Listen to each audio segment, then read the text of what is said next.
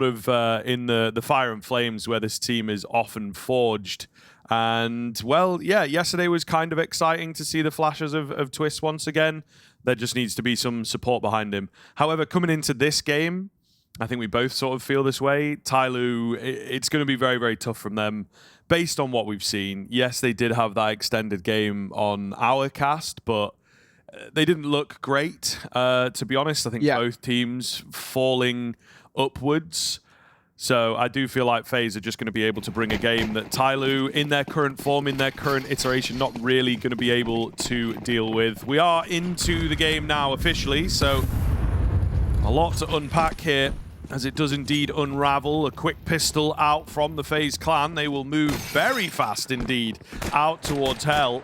This could catch a couple of players off for sure. Jamyoung, however, hidden away in towards ramp. There's a lot of CTs here. There's some awkward flashes. There's a lack of information as the Hell players get round maybe a bit too easily, you might argue, and all of a sudden it has fallen apart. Down below is Mosaic, but I don't even know that he's necessarily going to get the T's coming his way.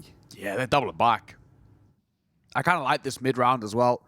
Fall back, reset, regroup, and slow things down. Play to your pace and tempo. And yeah, fortunately for Mosaic, he's just wrong place, wrong time. They're going to walk straight back into an empty A site, a plant for Heaven as well, which is being held. No real chance, surely, for the dualies. Here's the raid boss, half armor. Dualies in play, but no kit, no util. He's got to take raw aim duels. This is going to be such a big ask of him. As he slowly retraces the steps that FaZe took to get back in towards the A site. But they're also spaced out. They've got the crossfire set up and they're just looking for information. First, it'll be Jacob. Shoulder spotted. An attack coming through as well. Jacob going to re-aggress. Wants it the fight. He doesn't need to, in all fairness, but you've got nothing to lose. There's no chance for Mosaic. So he's trying to fall away and just keep hold of the dualies and the armor. It's better than nothing. It will be FaZe kickstarting this series really, really well. And it's worth bringing up. I think, you know, the Desk touched there and Dusk kind of brought it up saying this has not been a good map for TYLOO. They've really played some rough Counter-Strike. This feels like a very, very decent punish, all things considered. I actually like this as a sort of a selection of a map to go into here. It's one in which I've not liked what I've seen in the past from TYLOO. And I think for FaZe, they shouldn't really break too much of a sweat here. This is an obvious kind of glaring issue in the TYLOO map pool right now. They've got a lot of strength, and I think a lot of those puggier maps, like your Mirage actually, if you do get towards that side there, TYLOO can look really clean on it, but I don't know about them on Nuke. Not the best of starts, that is for damn sure.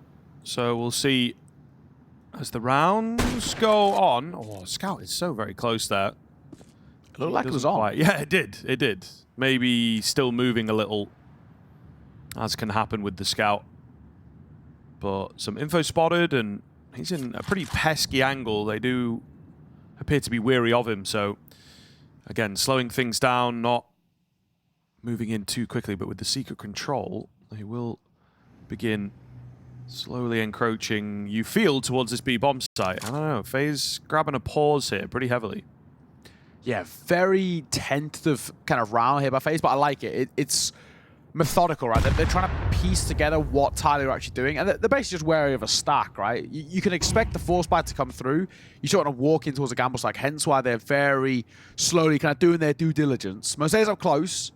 Attacker's playing contact. So the whole thing is Attacker wants to draw the attention from Karrigan here, and he overlooks the angle on towards Mosaic. Flash will go past him, a second behind as well, but a smoke down towards Hut. Won't deny that. 30 seconds, we've now got to make a move. Mercury up close. It's 5-7.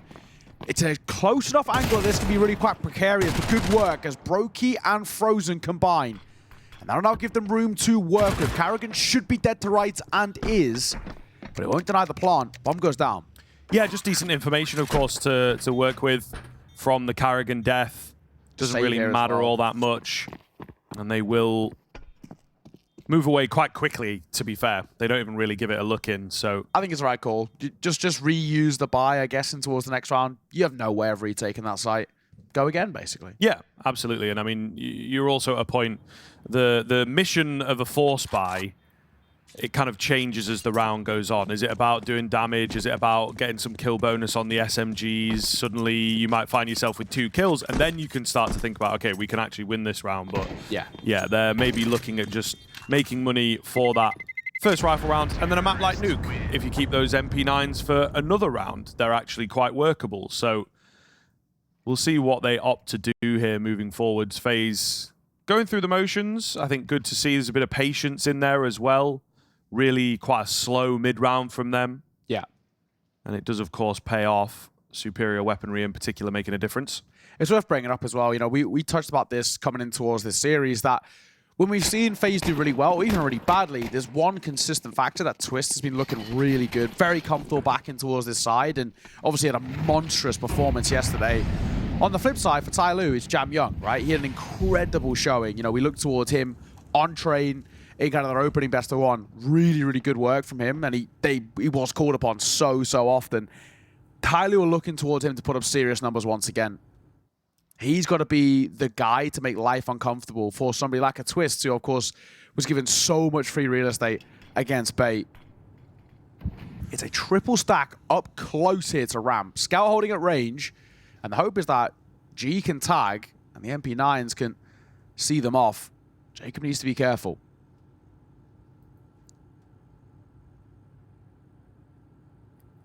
Just waiting patiently here. Who's going to make that first move? He does look away, but I think the TYLOO players there at ramp really like their spot, really like the angle. So as this utility comes in towards A, they will start moving forwards. It's a very quick flank, a very quick crunch. Oh, and the bomb going to get dropped as well. So really not the ideal scenario for FaZe here. Carrigan's got a few too many to get through. It is still a 2 versus 2. Definitely is doable, but recovered weaponry, attacker on the armor, and the AK is the one that you've got to watch here. Only 30 seconds as well to get it done. There's an elbow sticking out. Twist eventually capitalizes, all down to Mercury here. He's got a good idea, but the aim punch, it's too much to deal with. FaZe Clan bailed out, and of course, it is Twist's to do so. Yeah, thank God he's on this level of form right now in this tournament, man. I feel like FaZe, there's a lot of rounds that slip by the wayside if he isn't doing as well as he does. It's a great shot by G to open things up. And all things considered, as force buys go, and I guess a second attempt at a force buy, that is really not a bad round. That's very, very expensive. Huge sigh of relief coming through for FaZe. Well, ultimately smiles all around. And generally this would be considered a bonus buy. It's no longer the case. They've had to quite heavily reinvest into this. So the first true test for TYLOO as the investment comes through. G's got an AWP. Rifles alongside. Yeah, Twist out the gates looking good. 5-0. He had an incredible series yesterday. It was so difficult for Bait to deal with. So strong all the way throughout. I mean, looking towards him once again, and oh, so far so good. Jam Young, it's a lot of pressure on his shoulders to step up and do the same. FaZe have been so happy playing the start of these rounds very slow. I'm waiting for when they decide to do the pace change, the tempo shift, as FaZe are very good at doing, but at least for these first 4 rounds, very happy to kind of start slowly. Lucky timing there on that cross from Unbreakable, so no one as yet has been spotted, but this is an unexpected kind of angle, awkward to deal with. Broky knows that. Molotov will force him forwards and actually find the kill, so well played on the trade. Broky stayed cool for another. Does look good. FaZe Clan taking the lead. Not loads and loads of time once again on that clock, so do have to be careful. G with this AWP. Looking for the opportune angle. Will it present itself at the moment? Not looking too likely. They're going to try and move down below, which there's not a lot of presence down here. But again, if things move quick on the rotation, TYLOO could get in there after the bomb plant. Unfortunately, they're not savvy at all. So I think with the fact that there's not been much movement, they might even just save it. Yeah, I don't think you want to be retaking the B side with an AWP. Unless they can get 2 really early kills, I don't think it's even worthwhile. We do have a kit in the back pocket of G, but you can see they're already angling for the save. Unbeknownst to him, Carrigan, that's a really good call to go back down towards B. That A site was so precarious, but thankfully they go the right way. And I think it comes from them of kind of the kills that they do get. It's players that generally are playing on those kind of B extremity positions, so well done.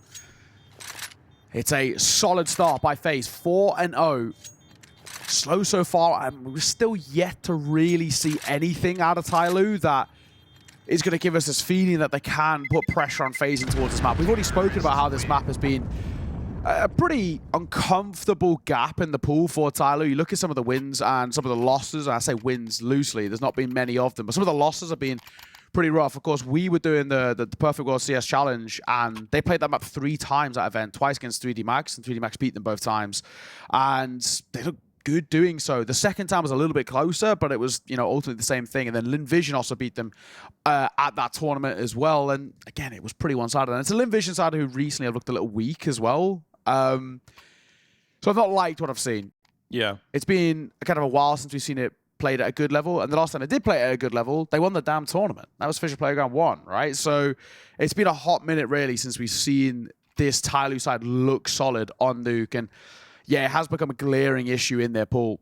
And it's a great pick by FaZe, and so far, so good. 4-0 on your C side. I mean, generally, whenever we cast it, I always say, you get 5 rounds on your C side. I'm pretty damn happy with that. And FaZe are nearly there. Yeah, 4-0, and then also forcing an early timeout from TYLOO. They obviously feel uncomfortable. They obviously lack some confidence here this morning. So something's got to change coming into this rifle round, and they know that. M4's out. The AWP getting into an advanced position, so that seems to be the big thing that they've talked about. Get G in the mixer. Not a bad idea. Down goes Frozen, and they will take that. Keep it simple here. Just going to drop away with that advantage. Meanwhile, resources put in towards ramp means outside is weaker, so suddenly they have to readjust, and there might be space for FaZe Clan to get something done here. This is either a really strong position for Jacob or really weak, depending on how he plays this. He could have 2 dead to rights if he goes about this smart. He's going to push this smoke. This could work against him. He's got to get the trade on towards Mercury. He's now starting to dance around the box, but he does. Trade found and not a lot of damage taken. So now he can start trying to move through hell. The only issue is he's pincered in. Jamyoung to his right. And Mosea's not far away in towards main. Big fight taken by Jamyoung, so important. Carrigan going to find Mosea, but numbers favoring TYLOO. First time this map where this is looking really solid. It's all on the shoulders of broky. He's normally pretty solid in the clutch as he tries to bait out the fight, but time is not his friend. 25 seconds as he drops down towards lower. It's only G down here, but he's going to play with his food a bit. Tries to take the fight, can't find the angle. G had him. Well played from G as well to just consider that option that he would, you know, look to chase him. So TYLOO keep it together, some good timing going their way. A nice idea to just get a simple pickup, like I said, and not bite off too much. G, the man of the hour, opens the round, closes the round, and TYLOO get their first on the board here. So we'll see what the FaZe Clan response has in store. Obviously, money not too much of a problem going into this round. It perhaps will be into the next, depending on how it pans out. We're going to see one of these textbook pace changes. Are they going to try something a bit different? It seems not all that much, to be honest. The outside presence gets shifted ever so slightly, but this looks like a fairly conventional round. Frozen, so close to the smoke, and even with some weird timing, he will manage to get out. So it's all off of the man in at Squeaky. Twist does his job, and FaZe Clan back on the board. I asked that question a few rounds ago. When are we going to see the textbook FaZe tempo change? There it is. Really, really well done. Granted, Frozen gets so fortunate that just at the right time, he wasn't blind into a single door, but it's just the fact that he's cocking the gun, right? He's sort of quick switching, and that cost him his life. Really, really well done by Frozen to get out and to get 2 off the back of it. The second player backside is actually the hardest one to find there. Really well done, G. It's trying to kind of stay alive here now as well, and Jacob says, see you next round. What a shot from the youngster. Rips G's head off. And doesn't even pick up the orb. They don't need it on T side. What a shot. What a round by FaZe. Looking for the tempo change. There it is. It's that first one on Mosea. You really got a feel for him. He's just sort of and ahhing about how close he wants to play up towards that smoke. And that shot by Jacob is monstrous. yeah. Couldn't have said it better myself. Oh my God, indeed. What do you even do with your G there? That he barely had time to react. Yeah, once in a while when you get taken down like that, you just have to go, okay, fair enough. Fair enough, There's nothing that can be done about that. Nice shot in chat, just fair play. Like, not a great look here, though. You know, we like the tack pauses, but they do feel a bit panicked. yeah. They do feel like TYLOO are already out of ideas, and we're only 6 rounds in.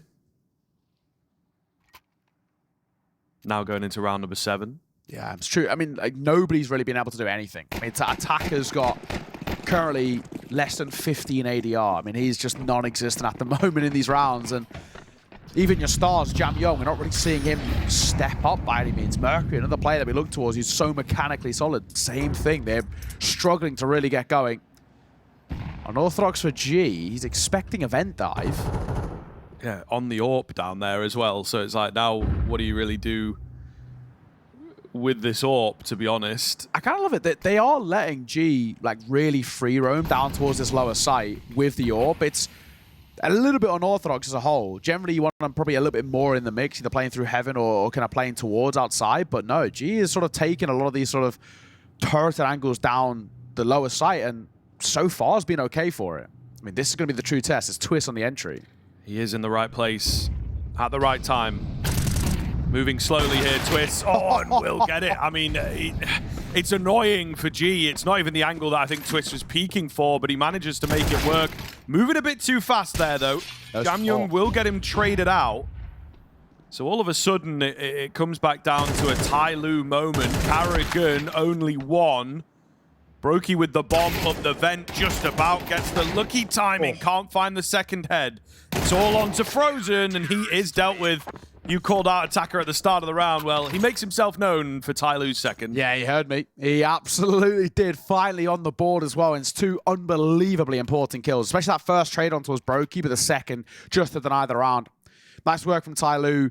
It starts badly, right? Because Twist's, that opening kill is so important. There's then so much room to work with. And in a little bit more of a default phase round, they probably should be walking away with that round, right? You know, you find that opening kill, you've got all of this lower control. It's just the thing you brought up. Twist, he just goes too fast. He's got no support, no trade. If he'd waited for a second or two and he's swinging in towards that B site with the ability to trade, I think they're fine. They get the bomb down, no issues. But either way, back into the pace change. Karrigan for the first, but G quick on the trade. Up close here is Twist, but Mercury is completely overlooked. They didn't clear Garage, so he moves back into position and an easy trade. Numbers go TYLOO's favor. And it's these issues again for FaZe, right? A lot of solo fights, a lot of individually based ideas, but if they just play as a pack, they have no issues. Yeah, I believe Mercury was there last round as well, so... Yeah, every round, more or less. He's playing back Garage all the time. The fact that he does get overlooked, the fact that it's not been solidly communicated does raise a few questions of, like, just be weary of that angle. Oh, I missed. Molotov does fail. Not going to make too much of a difference. There's no one up there at the moment, but it's always good for the T side to not have to worry. A very well-timed flash. Oh, the trade, all important from Mercury. That's what I was looking for sure. broky going to be left in this clutch situation once again. He's got a bomb to recover. He's got plenty of time to work with. They're very, very split as well. I think he will actually have space to plant, depending on what he does. If he goes downstairs, perhaps not. 30 seconds left. What is he opting for here? I think it will be an A play. He's expecting more resistance than he's getting. No, he does move down the vent. This is where it gets dangerous. A guessing game begins here. And surely this position from Jamyoung is just too strong to deal with unless broky has some sort of an idea, checks his angles diligently. Oh, he was so close to clearing it. So close to clearing it.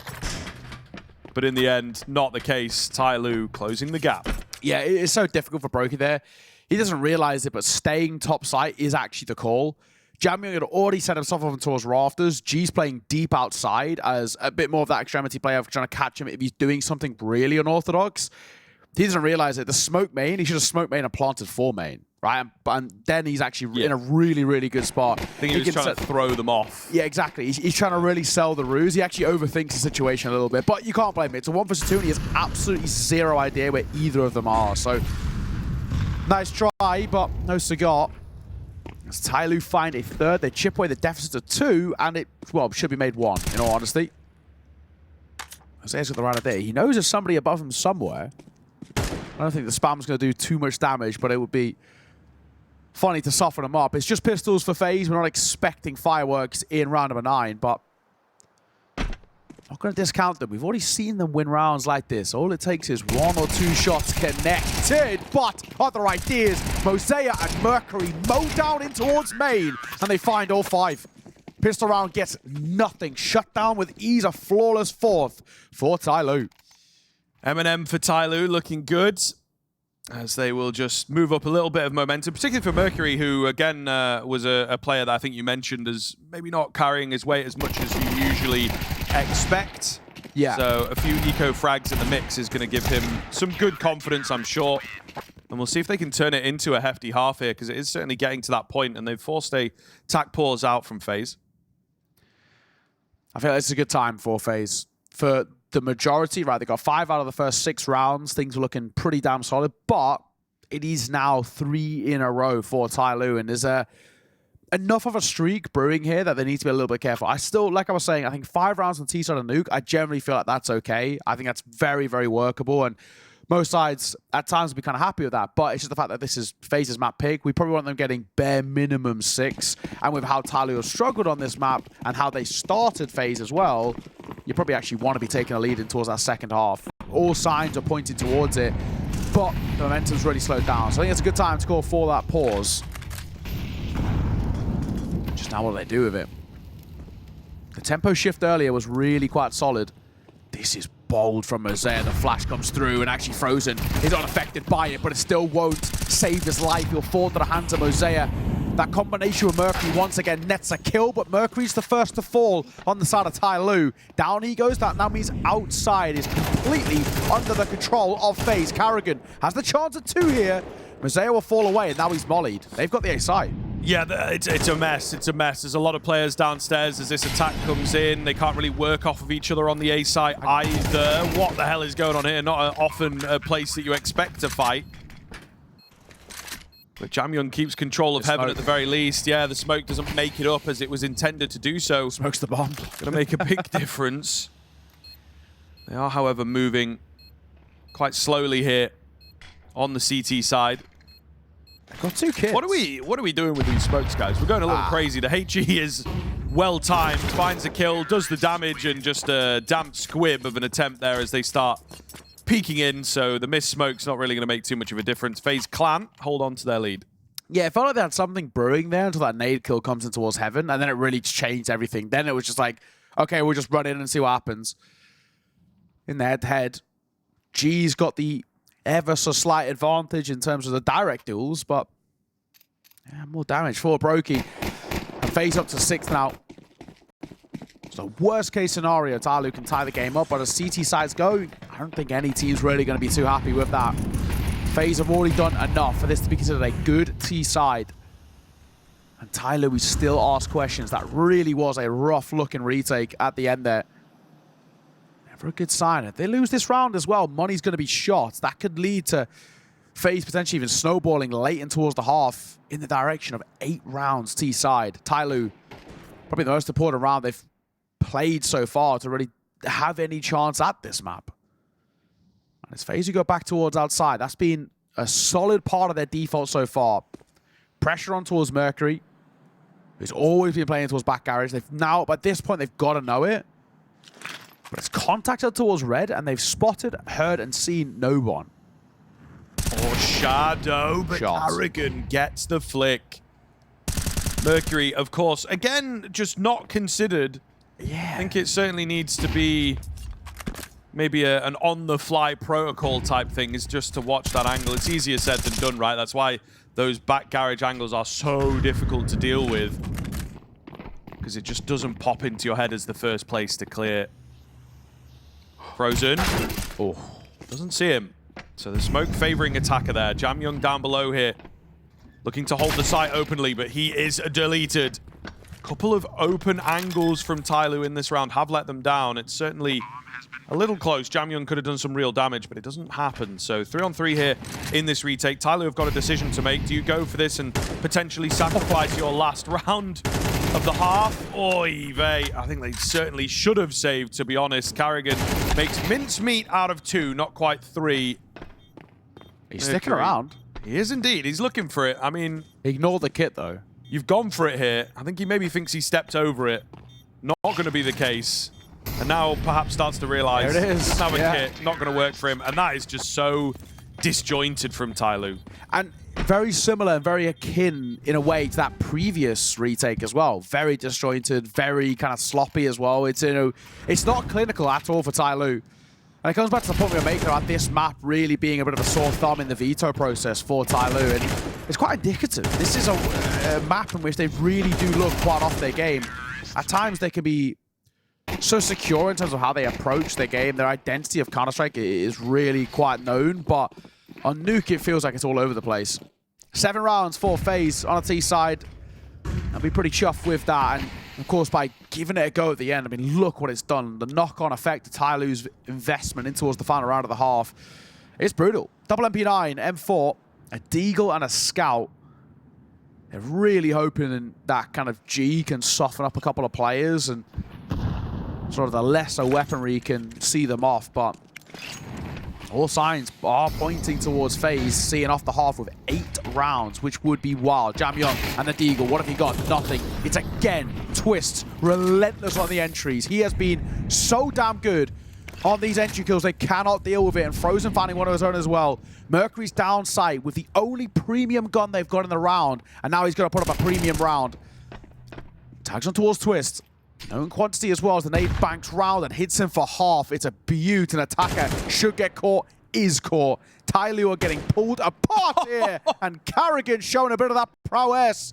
Rolling back the years of a tap on towards G. They know where the last man is, so you go and plant towards the A site. TYLOO.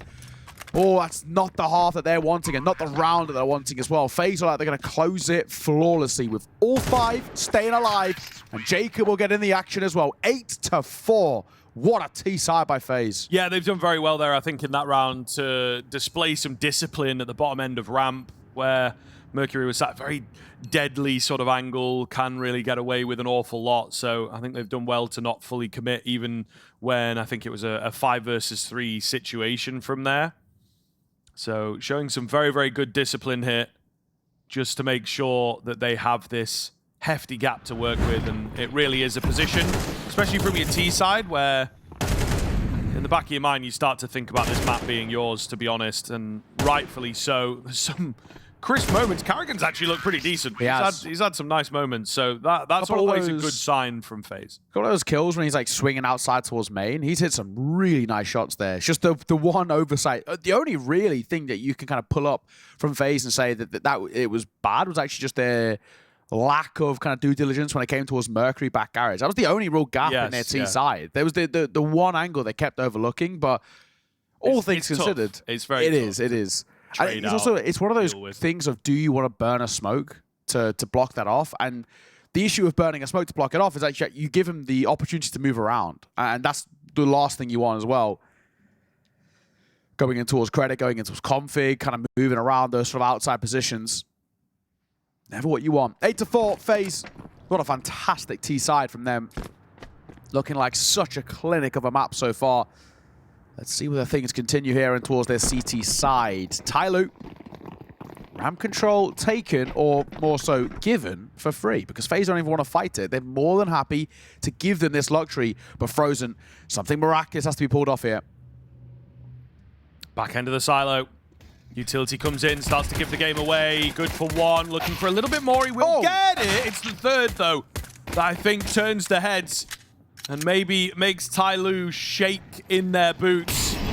Molotov will come in to force Twist back, so they might just create the space for a bomb plant here. But the round itself is not looking good at all. Frozen has given them everything they need to get this over the line. Bomb will go down. They're going to try and group back up as best they possibly can. Use these Glocks to their close range advantage. None of the headshots landing quite yet. There's a fair bit of damage on Carrigan, but that's about all they've got to write home about. G has got to go absolutely insane here to get this one. Tap on the bomb, forces him out. Not going to happen.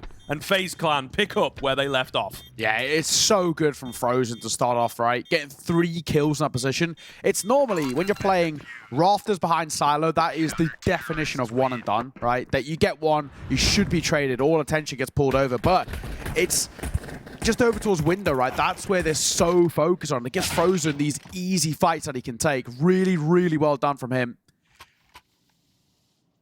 And FaZe start as they mean to go on. They're a very, very good starting towards their T side. Like we said, they got 5 out of the first 6 rounds. Anything even slightly similar to that, and they'll see off this map without even really breaking a sweat. And so far, they haven't really broken a sweat. They haven't really been forced into doing it in anything audacious or really changing things up all too much. TYLOO, it's a flat performance thus far. Bomb plant means buy, so double Galil, double Tech 9. It's still a little bit of a scary buy, but playing at range like this for Karrigan is the smart call. They're cross outside. He's trying to keep Twist alive, at least momentarily, as he holds for the wrap in towards main. Attacker lurks in the smoke. Twist is aware of this possibility. Oh, timing can get the better of him. It's who pushes the smoke first. Does Twist realize? No. He's turning around. Oh, that's so unfortunate for Twist's right idea, but he's just so cautious over towards single door. And Karrigan slightly lost track of him. He'll finally get the trade, but they're moving and scaling towards this lower side. Man advantage phase, but the bomb has gone down somehow. Frozen caught completely off guard. How has this slept through the cracks? Not really sure, but could get a little weird. Where the hell is Mercury?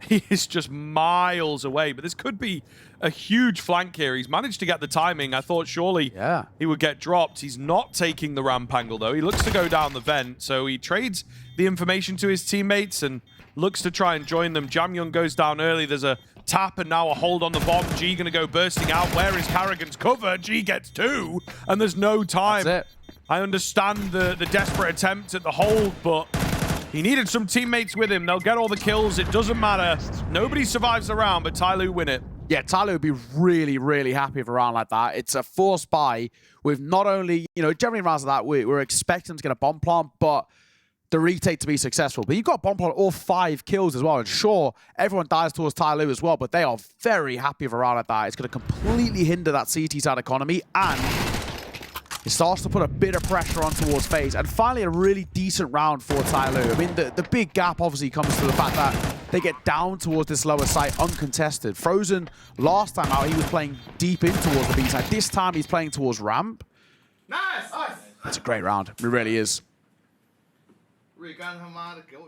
Tentative celebrations for TYLOO because it's still quite the task ahead of them, but that's a really good round to be taken. FaZe, attack pause taken, and of course are forced to follow double eco territory, so they kind of have to. But that is a really good one. And if TYLOO can find this next one as well, I mean, this game's right back on. You get a 6th here as well. You break the economy of FaZe. So the 7th feels like it's basically gifted on a silver platter. At that point, a 2-round game, that's 1 gun round the difference.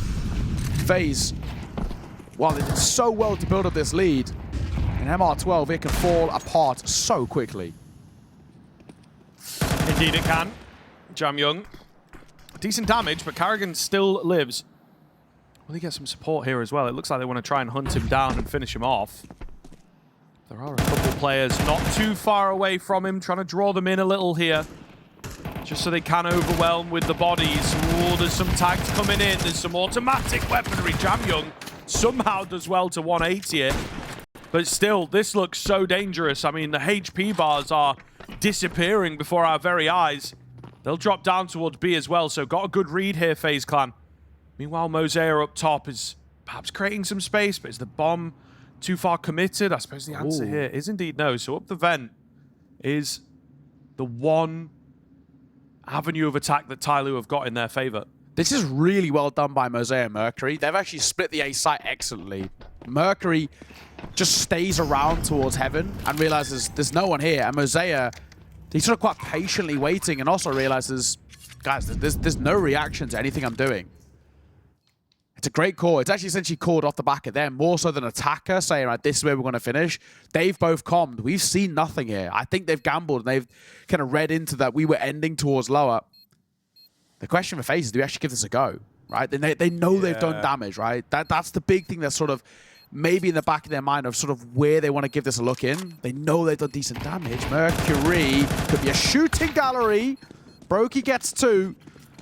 And it looks like he'll be given the quote-unquote luxury of saving, but it's only a scout. It's TYLOO up to a 6th. It's FaZe. They're just not got enough to bring in towards the next round. So the 7th really should be there. It's a great round, all things considered. And like I said, again, Mosaic and Mercury do so well in that round. The information, the patience as well to stick around towards the top site whilst the rest of the team are scaling towards lower. And then to have the confidence to call them back. Well done.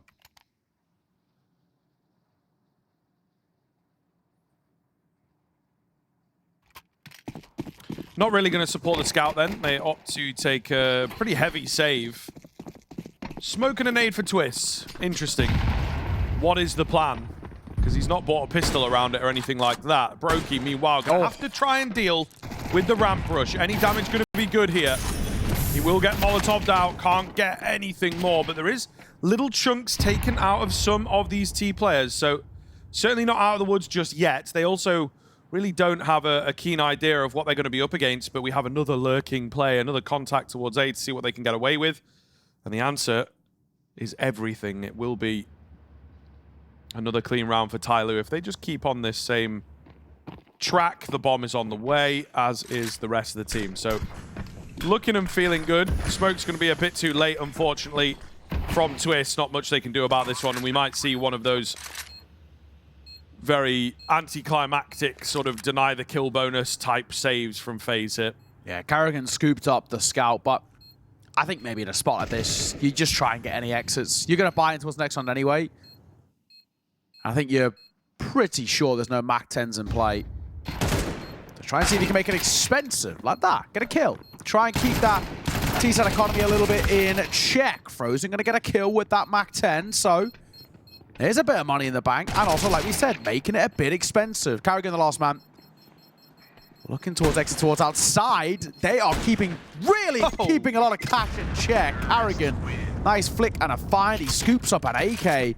Honestly, TYLOO win the round, but morally, FaZe kind of win the round in a sense, right? That is a very expensive round they've just had there with next to nothing. The only investment was a smoke and a 5-7 and a nade. That was it. Yeah, yeah.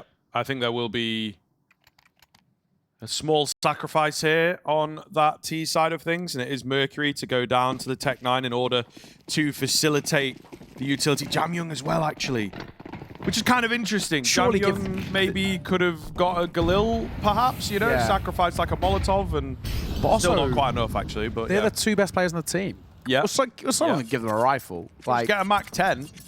I don't know what the fanciness of this Tech 9 is. Yeah, attacker my king, please. You know, take one for the team here. Give them the AK. Yeah. Yeah, very much so. They're going to move fast here, though. Maybe they don't need the range, as they will close the gap. Mosaic to find the first, catching off New Boy on the block. Carrigan naded out towards Heaven as well, so not looking too good. The bomb will take its time going down, but go down nonetheless. Carrigan survives the headshot attempt, but can't really trade too much damage back himself. And it's all happened so fast here. I don't know that you want to stick around on the FaZe Clan. I think they potentially will look to save things, hold some exits, see if anything does come their way that makes this look more inviting. But for now, round conceded. TYLOO will bring it within 1.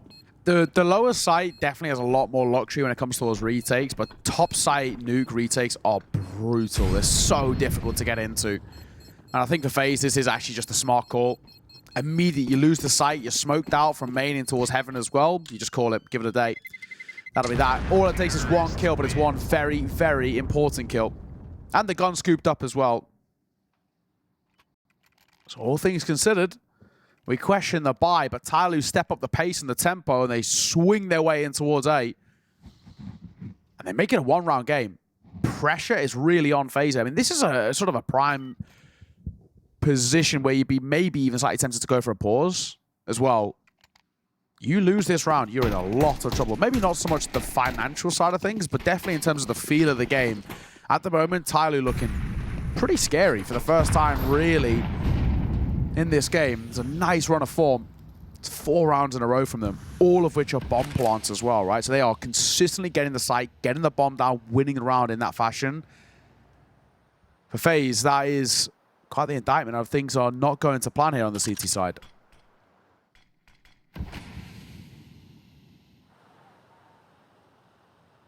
Maybe another burst from TYLOO. Well, G's having a look at the notes first, though, so maybe not burst just yet. Yeah, very Something true. tells me they might not be going right now. Yeah. He's not got his hands on the keyboard. Hopefully there's no one that comes up this Mate, ladder. what are we reading? I'm sure you know the util. He's got a little picture on there for the pixel that he's got to aim at for the Molotov. I love it. He's actually like forgotten, so he just, you know, He was locked in on them notes as well. A visual learner. You know, W to go forwards. Yeah, he was locked in, right? There was something on there. He was like really taking interest in it. Yeah. It was a classic one of those things they've called a strat and he's like, he just can't remember it. Yeah. Like, To be fair. You what is this? Don't want to admit it, look around, make sure no one sees you like checking the notes. They are going to move in quickly here though, as predicted. It takes a bit of time, but it seems like it might just be working out for them. broky flashed off nicely. Jacob in behind. Oh, still alive here. He's the only one left now, though. Mercury. And goodness me, they come out of nowhere. Mercury with 4 kills. Absolutely unstoppable plow onto that A bomb site. And we find ourselves on a TYLOO streak, a TYLOO even up out of nowhere. Back to the notes, are we? I mean, there's a lot on there, to be fair. I love it. I actually love it. I do love that. Oh, it's so funny. And it worked, so I really can't blame him. Mercury, that's a fantastic round. There's a reason why I've been sort of touting Mercury's praises. The whole reason he was picked up, he was this sort of like online demon in the scene, right? And then it was sort of, he was, you know, found by Advent, throwback to my arch nemesis one time. And he was found by him. You're not a fan. And this is what he can do. Mechanically, he is so sound. As much as Jamie gets a lot of the praise, a lot of people domestically have said it like that Mercury is actually mechanically better. Jamie is just a better all-round player. Mercury's so solid, and that's a round that is such a good showing of it. 4 easy kills where he just backs himself. He goes alone in all 4 of those fights and wins all 4 aim duels. All headshots as well. I mean, it's a monstrous round from him. Especially that one towards broky. He's under so much pressure, but broky was checking that hard swing. It's a really decent showing, right? TYLOO are getting multiple factors of firepower coming through, right? Jemung's always good for like 1 or 2 in a round. He's quite a consistent player throughout this TYLOO team. But if you're then getting 2 different prongs of where the attack can really pop off, FaZe are going to struggle to deal with that. And they haven't had this sort of heroic twist performance just yet, as they did yesterday to bail them out. True. So it's, you know, it's not a bad performance by any means for FaZe. Everybody sort of having their moments. It's a very even showing, which generally, you know, if you're a coach or an IGL, you like that, right? You want the whole team stepping up. But that extra 10% that we're seeing from TYLOO right now on the T side is making a big difference. Missed Molly, but doesn't make a difference. Nobody's there. broky won't miss that shot. Attacker goes down for free. Now got a call from the grave as Karrigan goes to reclaim some space, and he'll join the IGL on the other side, 6 feet under. It is a nice find to even up the numbers there. Hosea creeping in. This is something that TYLOO have done an awful lot. Just try and contact in through single to see what they can get away with. And it just isn't considered. Frozen falls, and Jacob nearly does too. He gets a bullet off on him. It's not quite the headshot that he needed, but all the same, site taken, bomb planted. Even Stevens here as they move into the retake on the FaZe Clan side of things, but still his player downstairs as Twist is not really moving. They have a tiny little bit. The C-side don't. Maybe not deep enough. I'm not entirely sure. They're looking to work around it. Maybe it is a burst through the smoke kind of play. Mercury at back vent, however, it's just perfect for him. It's just far too easy for him to deal. He hears all the footsteps as well, knows there's more players around. So he has that one on lock. They know it. They will move to save. What? Gravity just immediately turned up to 100. They take the guns away. It doesn't really matter all that much. TYLOO keep in their winning ways, and they've actually taken the lead now. Yeah, TYLOO do very well in that situation. In that post one, they have no util, right? And they do really well just to shell up and kind of wait for the pressure to come in. I think there's 2 glaring issues there from FaZe. The first is the one you brought up. the smoke doesn't go deep enough going out a single door, that smoke's actually going to want to go in towards front main. Yeah, I would have thought so, yeah. But it's actually in a position where it doesn't recover main, so they're still going to clear that. And if you're swinging through, the ult then player gets a kind of a free run of things. But the other thing that got slightly missed it, that molly missed it towards heaven. It got airburst. And then it made life next to impossible. The second they hear that molly airburst, they cancel it. They know that they can't win the round. So 2 glaring issues for FaZe there on the retake. So costly. And TYLOO take a lead, 10-9. Yep. Just to remind you, we were like, what, 9-5, 9-4? Oh, yeah, 6 in a row. 9-4. Just checked up on that. Yeah, and look where we are now for TYLOO. This is such a good run of form. Such a strong showing on the C side, but if anything, you know, we can lot the praise on for TYLOO, but we've actually got to critique FaZe. This CT side is very weak at the moment. They're really getting run over. It's, of the 6-round run as well, 5 of which have been postmarks. Very true. Very, very true. All good signs. After the pistol being picked up, FaZe Clan have not really made an appearance here on the CT side. Not really given us anything to believe in either. So, it's going to be difficult for them to get back in. They need a good, clean round, I think. And again, it is this squeaky door area that just continues to plague them. There are eyeballs on it this time around. Jacob nearly getting 3, but not quite. Has he done enough for the round as an individual? Bomb plant coming in, right on the edge, but there is indeed a box in the way. Carrigan can't stop it. So they get that at the very least. And as we've said, their post plants have been good, but they're currently down. They've got a low HP Mosaic, and I think this one feels a bit nervier than usual for TYLOO. A couple flashes on the cards from broky here. He's going to get both of them out. Frozen turning in. Can't find the kill. Carrigan gets his, but we'll see. This is a good position from Mercury, who's been looking really good. He eventually falls. It's G, the man with the big personality, to try and hold off the round. Take the leg. Oh my goodness. Can you imagine? There's no time. He's actually managed to get it. Carrigan didn't have a kit. There was one on the site. Oh my goodness, G gets it done. Oh, what a round by G. I mean, he gets so fortunate to get legged there, and I actually feel so kind of sad in a way for FaZe. That's so unfortunate for broky. He knows exactly what he needs to do. He has to hit that shot, and he, well, technically does, just not enough. So well done by G. And then that is an unbelievably sharp shot to react up on towards Mustang or towards Rafters and hit that shot on towards broky. If he even misses it for half a second, the round's lost. Really, really well done. 11-9, 2 rounds ahead, 2 rounds away. TYLOO are on track to steal away this nuke, which is the last thing we expected off the back of that first half. Oh, FaZe, where have you gone? Mosaic going to open things up. Frozen quick on the trades. They lobby crunch.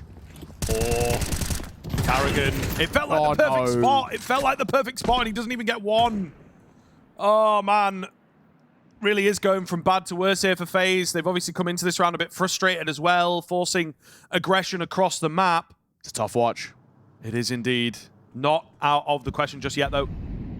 Always going to be possible. Frozen. Yeah, it's the right idea. It's the right idea. Commit. Commit to the idea. He manages to find one. Not quite the second. So much damage done.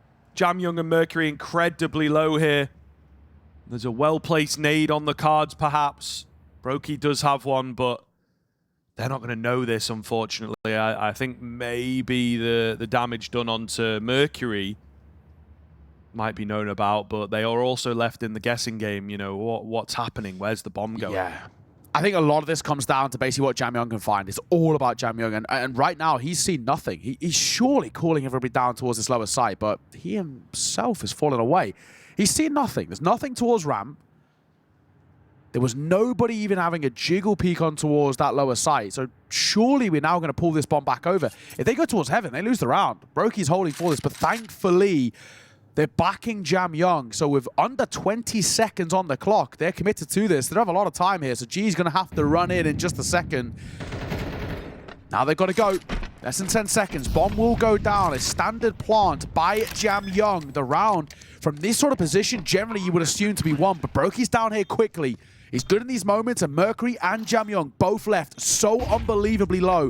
Jacob single-handedly could win this, but he can't transfer. G caught by the orb as broky pulled into a 1v1. Opts for the AK, and it's Mercury above him as well. He's got just a slither of HP, but it might just be enough. He taps that bomb, and he hasn't cleared him. Mercury wins the round. TYLOO find 12. It's close. It's so damn close, but it's not enough for FaZe. TYLOO map point on their opponent's map pick. Honestly, FaZe, how unlucky can you get? This is where it stacks up and where it just feels like the world is against you. You look at the run of rounds, that's one thing. We'll go back, we'll revisit a few, but it's just so unfortunate in places. Broky gets that smoke out. I think if he doesn't have that little corner of the smoke in the way, he might have spotted the player in the rafters moving and creeping into the corner. There are all these variables that just seem to be working against FaZe. TYLOO, in classic fashion though, want to rush the finish here, and they might be able to get away with it. We'll see. Jacob a little clueless to how far out they are. No eyes directly on the site, I suppose. Yes, Twister got a kill, but it feels very fluky. Bomb plant comes in, of course, and this is not looking good. There is, again, a lack of kit for FaZe Clan. Mercury, meanwhile, creeping round.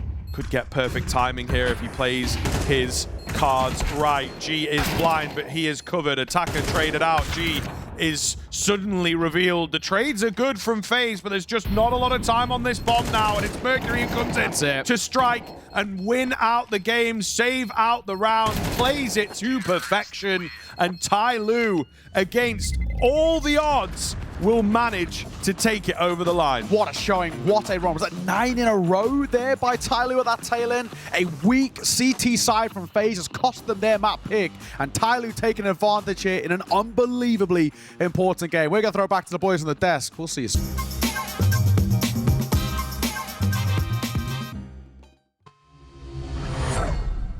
Stop.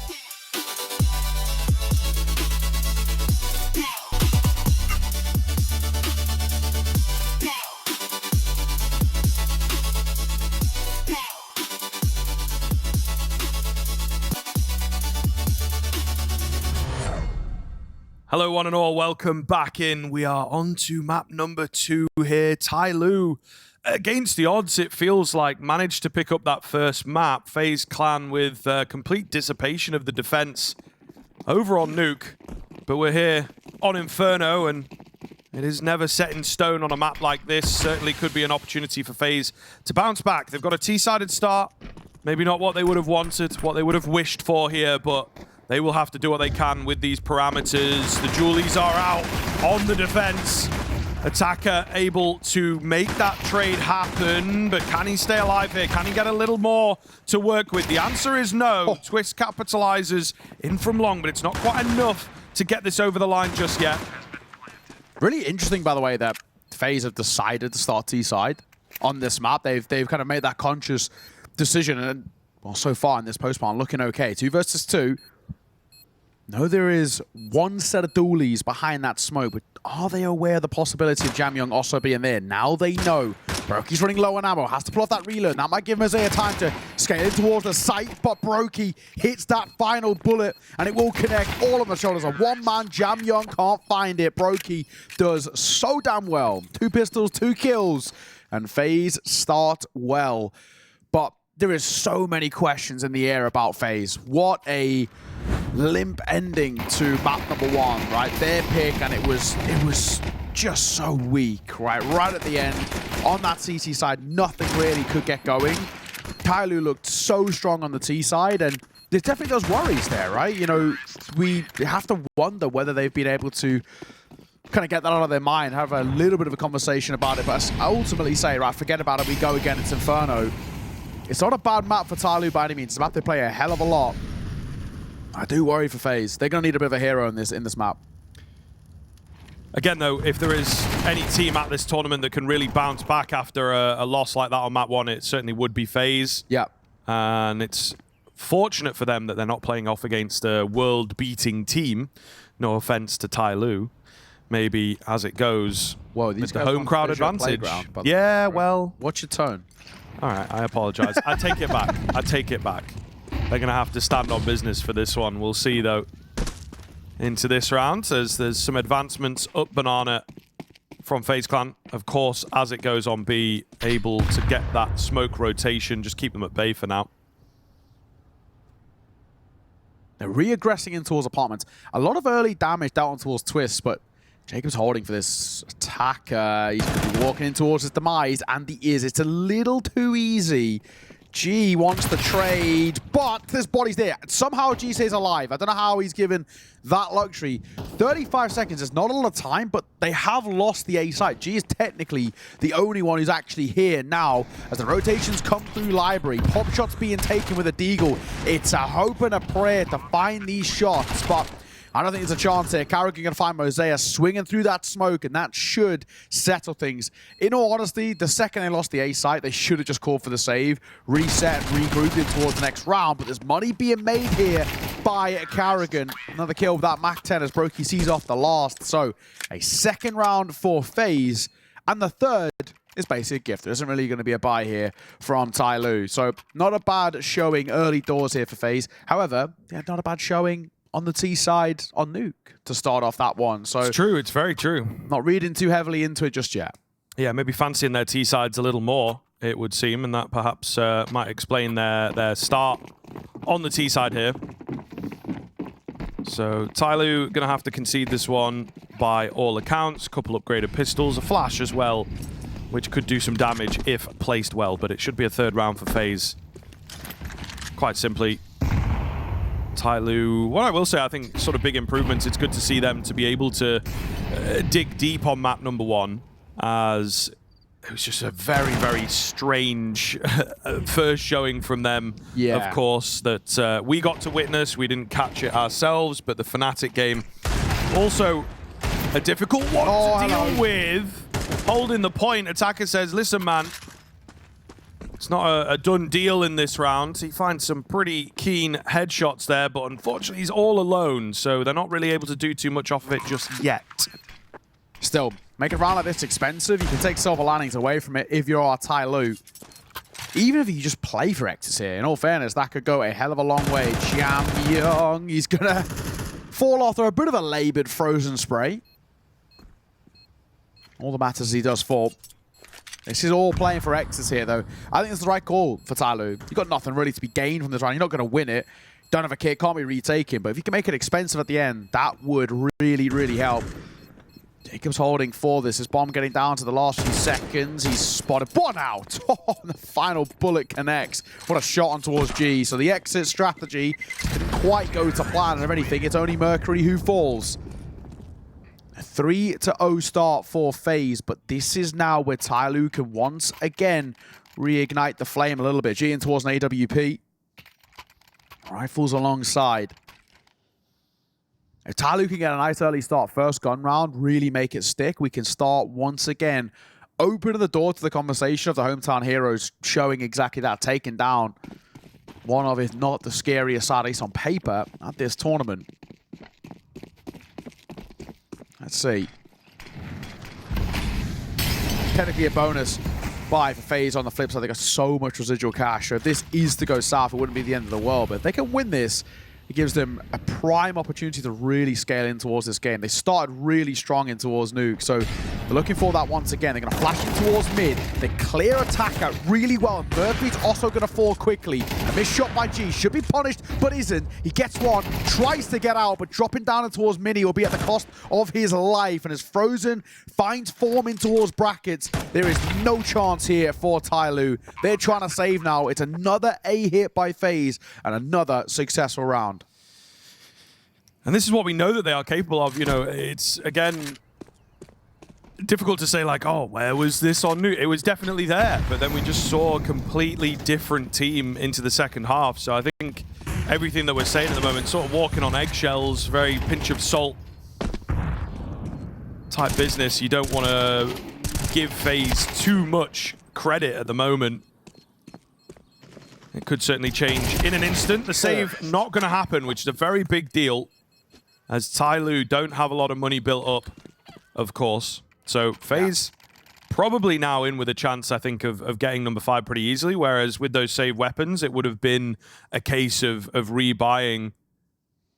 Attack pause coming in, TYLOO almost a rinse and repeat, isn't it? I think it was 4-0. Yeah. And then we were like, oh, it's a bit of an early tack pause from TYLOO. Didn't really do too much. Yeah.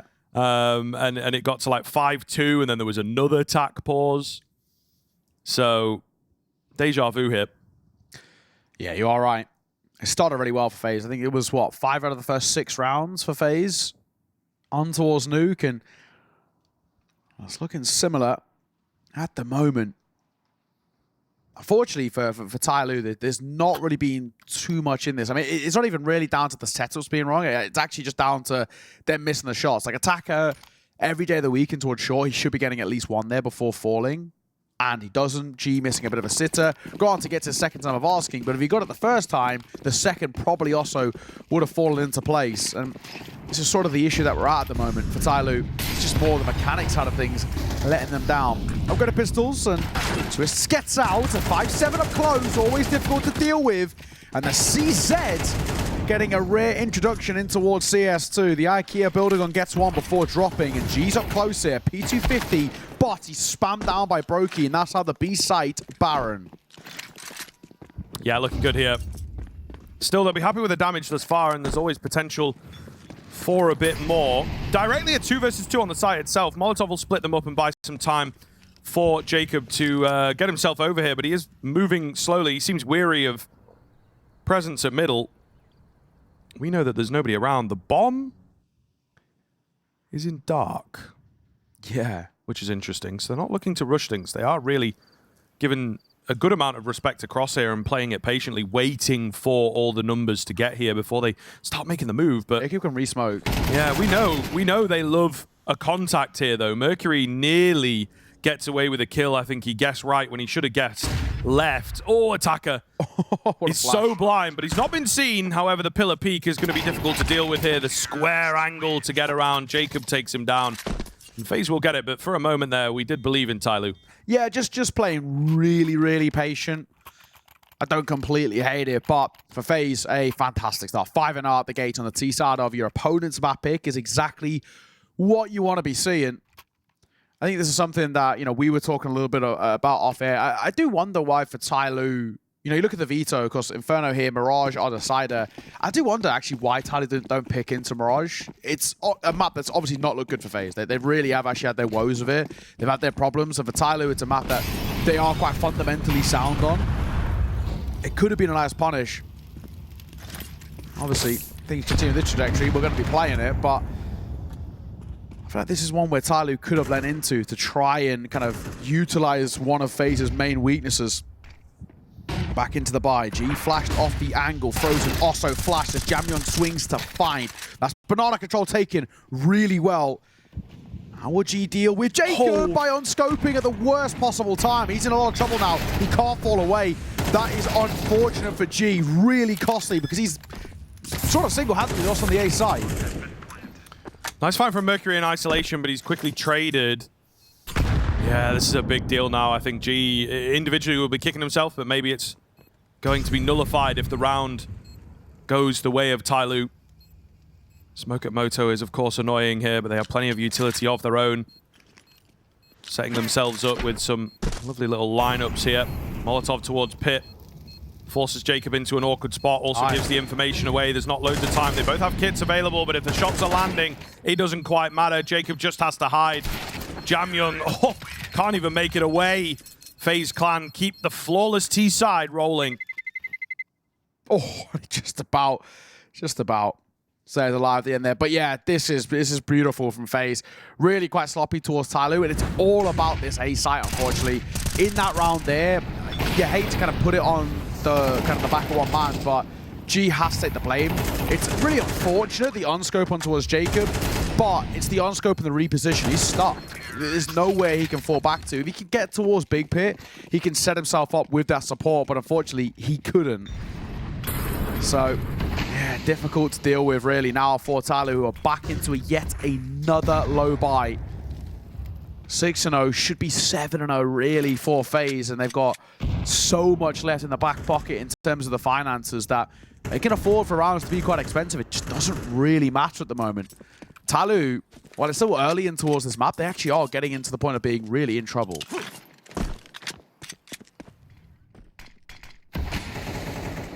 Nice little smoke to keep them at bay. They are, again, playing the classic force buy style of rotating the smokes over at B.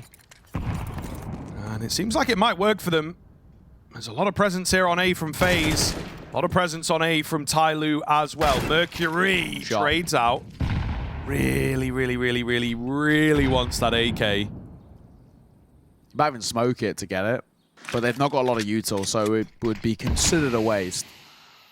I think eventually he will get his hands onto it, though, especially... Oh, okay, as the smokes roll out towards B, but he's not going for it. So they're looking to just solidly keep the numbers here. Do feel like that gun would have been worth it, though. It could make such a difference. Flash comes in. It's absolutely perfect. There's a contact flash, however, from FaZe. Mercury with the trade out, and a missed shot certainly could have been the kill onto Twist. They're very lucky to get away with that and find themselves the B bomb site. Easily could have gone the way of TYLOO if only the wind had blown in their favor, but it's not the case. So FaZe set up for a 7th, and I think with a few kills in, we are indeed just going to see a save of the weaponry here for the remaining 2 TYLOO guys. Yeah. A CZ in this day and age, I'm still unconvinced as to why it's better to pick up over the 5-7. It's just one of those things. I think some people have like a natural affinity with it. I've got one friend who is just insane on the CZ for some reason. You know, even at range. Yeah. Back in the day, I fully understand it, but yeah, I don't know, these days. I mean, he's going kind of like 1 for 1 with it. I mean, saying I didn't get a kill here. He should have got a kill here, but... It is one of those things. I think if you're well placed, yeah, you can get a kill with the CZ, then you get your hands onto an AK, and then suddenly you're upgraded. Like, if you're in that good spot, the 5-7 definitely has far more multi-frag potential. The crosshairs in the right place, you just spamming away, and suddenly 2 or 3 guys walk into the bullets. Yeah, one-tap headshot as well, close range against head armor. I mean, it's so strong.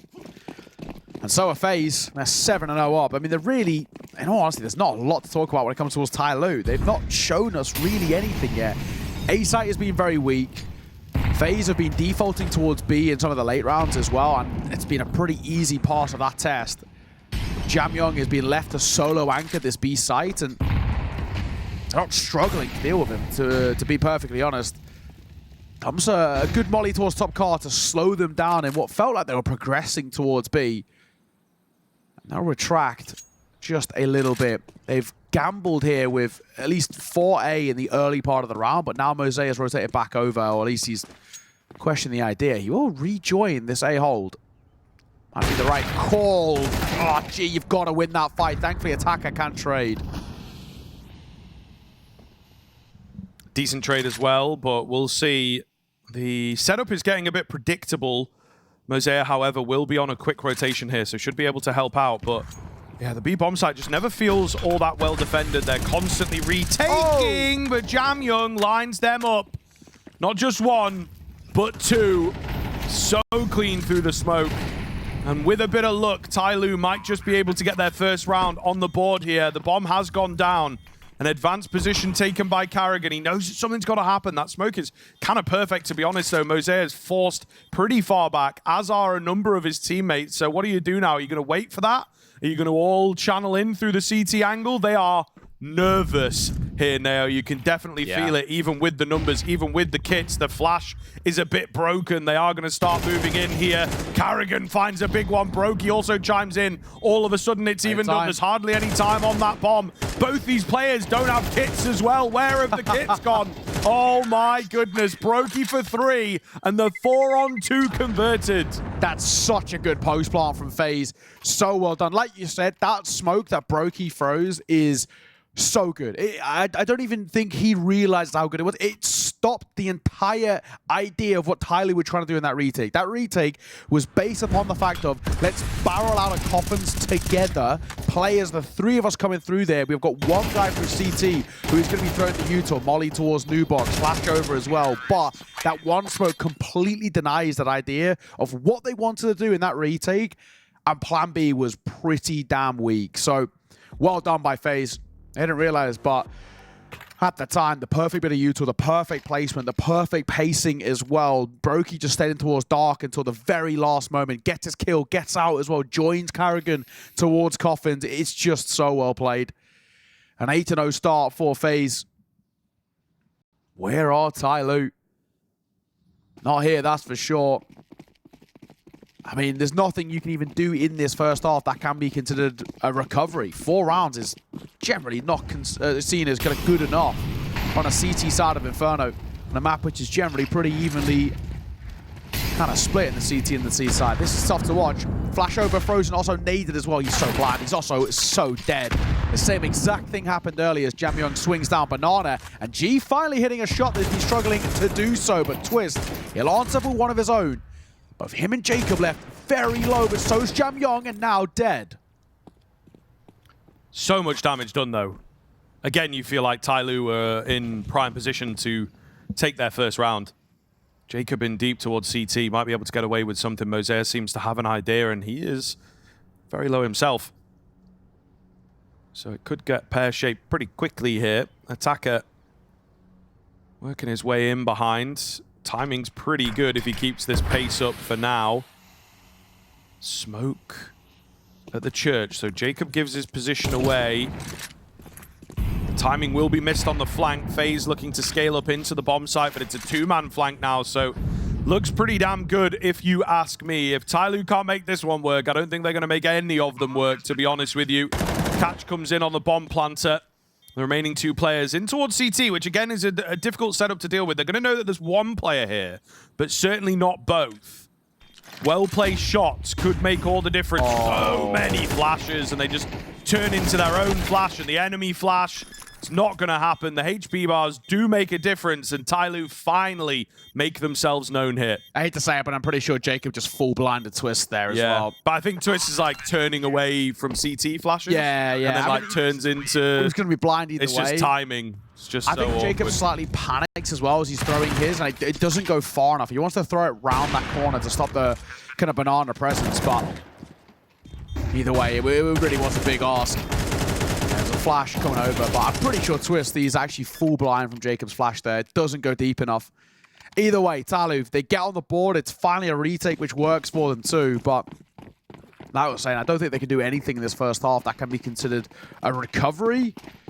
It's really got to come from the T side once again, right? That was Nuke. Nuke was all about that TYLOO T side, so they're looking to channel that here and now, but they've got to build up the foundations at the very least. You get towards 4 rounds on the CT side and then have that level of a T side again, I can start believing. At the moment, I am not convinced Jamyung. That's a big risk, and one in which just about he gets away with. Molly will be extinguished by that just about fading smoke. Top car control taken here by FaZe once again. It's something they've been very good at getting. Smoke down from TYLOO, going to keep them at bay for now. Rotating 3 in total is pretty confident in a B hit. So we'll see what they come up with here, whether they stick with this. They got a boost up, of course. Double boost, maybe? Yep, okay. And then a boost on the boost. So we're boosting, and then we're boosting, and then we're boosting again. We love it. 3 boosts in total. Boostception. Indeed. And we'll see what they get away with, man. I mean, it makes that ledge smoke sort of null and void, right? Yep. It's the big thing. That exact smoke right there. There we go. They call me the prophet. This could be big. This could be very big indeed. The only thing that feels a bit sideways is Jamyung on top, even though he's 36 HP. So he has to get this right. What's going on, though? There's a crunching from behind out of nowhere. This is so very fast from FaZe. They move through the smoke. They knew something was up. And how the hell have they gotten away with that? 3 players on A. And 2 Ts have just rushed up long, gotten out CT. What has happened there? TYLOO with a huge mistake. Be great if we can see that again in some capacity, but I feel like we all missed that a little bit. It's a glaring gap in the defense there for TYLOO. The fact that they're given that luxury of splitting, and it's actually sort of a split that is unbeknownst to TYLOO right until the very end, it also actually makes that boost bad, right? The boost is really good if you're just going for a standard hit from Banana, swinging in towards the site.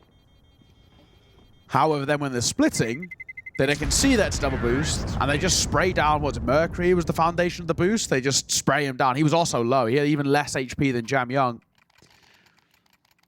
Yeah, that's a pretty rough one to watch.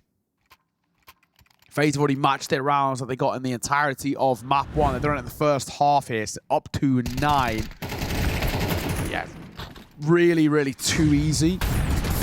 And then Twist, another brilliant shot, just to deny any presence coming through. For TYLOO, this is not the showing they want. This Inferno so far has been a really rough watch. And it comes back to the question of, you know, would they have been better served going for that punish, right? Looking in towards something like that Mirage as their map number 2 rather than leaving it as a decider. And so far, it seems to be the case. Now, Mirage is going to be called upon at this rate. I cannot see a world in which things change. Frozen first to fall to the hands of a combination of Mosaic and Jam Young's nades. Karrigan also hit down low, but he will get a kill. Looks for a second before he's caught by Mosaic, who doubles down. So, Banana Control 4 heavy in the early part here. Jacob overlooks his close angle. TYLOO, nice early fights for them. Yeah, definitely some interesting overfaces that could have been punished, but TYLOO seemed to have turned over a new leaf in this round. The two-man setup, of course. But yeah, it's curious, you know, picking up on your point about the maps. I think that TYLOO obviously looking to try and get a return to form for them, and they're maybe clutching at straws a little bit in terms of what maps to work on and which map to focus in international Counter-Strike. And maybe coming into that tournament, that map was Train, and then the times that they've pulled it out thus far, it's not really looked that good. So they're all of a sudden having to rethink the strategy a little. And also the permaban of FaZe as well, right? So yeah. Doesn't help here. There's maybe a world that could have gone overpass too. Also a map in which FaZe don't particularly like either. Come back to that. Jacob's going quick out towards this A-side attacker. Mercury attacker again. The combination play as the IGL looks to lock down the fort, 2 apiece as they shut down his presence towards A. The final round in a matter of moments. broky left alone in a 1 versus 5. It's a flawless round for TYLOO to close the half. I mean, hey, I'm not going to, you know, beat them up for that one. It's not a great half as a whole, but that final round at least something to build upon. Yeah, where is that come from? The final 2 rounds from TYLOO just individually looking really, really solid. I think that's something that's definitely been lacking throughout the course of that first half. So somewhat of a surprise. Maybe FaZe as well taking their foot off the gas as they feel 9 is enough for one half, and yeah, just not quite as locked in for those last couple of rounds. But we'll see here. We'll see. 8-4. Didn't work out for them on Nuke. 9-3, it feels like a very different scoreline. That one round makes such a big difference because the pistol can just win you the game from here, but still, I am waiting with bated breath. It's kind of my face right now. Just, you know, no reaction, no emotion. Don't want to give anything away as TYLOO could still close this gap. We've seen them do it before. Yeah, we were so impressed by kind of TYLOO on that T side of Nuke, and then now need to do an even better showing, right? It was an 8-4 there, and now they need to do it kind of even one further. I mean, the recovery required from TYLOO it's asking a lot. Yeah. However, I felt like if you gave them maybe 100 more rounds on that Nuke T side, they would have won 95 of them, because that's how dominant it felt, right? Yes. So that's kind of the big thing of where we're at. TYLOO was so good on the T side of Nuke that they need to tap back into that here on Inferno, but this is a completely different map in that sense. Starts FaZe, here, of course. They look like a different side as well. They do indeed. They do indeed. I just think that, you know, we have to continue that conversation after the pistol. So we'll see how this goes. They're taking a leaf out of the TYLOO book here with the open 2-man hold on. Frozen. Okay. Is so crisp, so clinical. I just don't know what to say. Absolutely incredible pistol work from him. And that might just be that. You know, the whole conversation about closing it, they got to do one better. We might never get there as TYLOO cannot get this round off the ground at all. They've got a bomb to recover. They've only got 2 players to do it with. No chance, surely, for Mosaic and Mercury. 45 seconds to work with, being flanked as well. Of course, you give it a look in. I mean, why not? But there's surely no chance. Frozen, what a start for him. And broky's getting so close on the flank. He spots the bodies. There might even be a knife on the cards here as well. He's going to pull the dualies out. He just wants to make sure. And he'll get the remaining 2. 10 for FaZe Clan. And there is still no response from TYLOO. Nothing. They needed that pistol more than anything. With a 9-3, it is workable, sure, but you have to get a pistol. You have to get it dominantly. And they get destroyed by Frozen. You asked if it was going to work? He said, yeah. 3 shots, 3 headshots. I mean, it is as good as that. Been a bit of a quiet series by Frozen as a whole, but that moment makes up for it. broky looking excellent, 17-5 for him. And TYLOO just go for a force. I don't even blame them. Normally teams won't force so they don't get the bomb plant, or at least a good few kills, but you're this deep in the hole, you've got nothing to lose.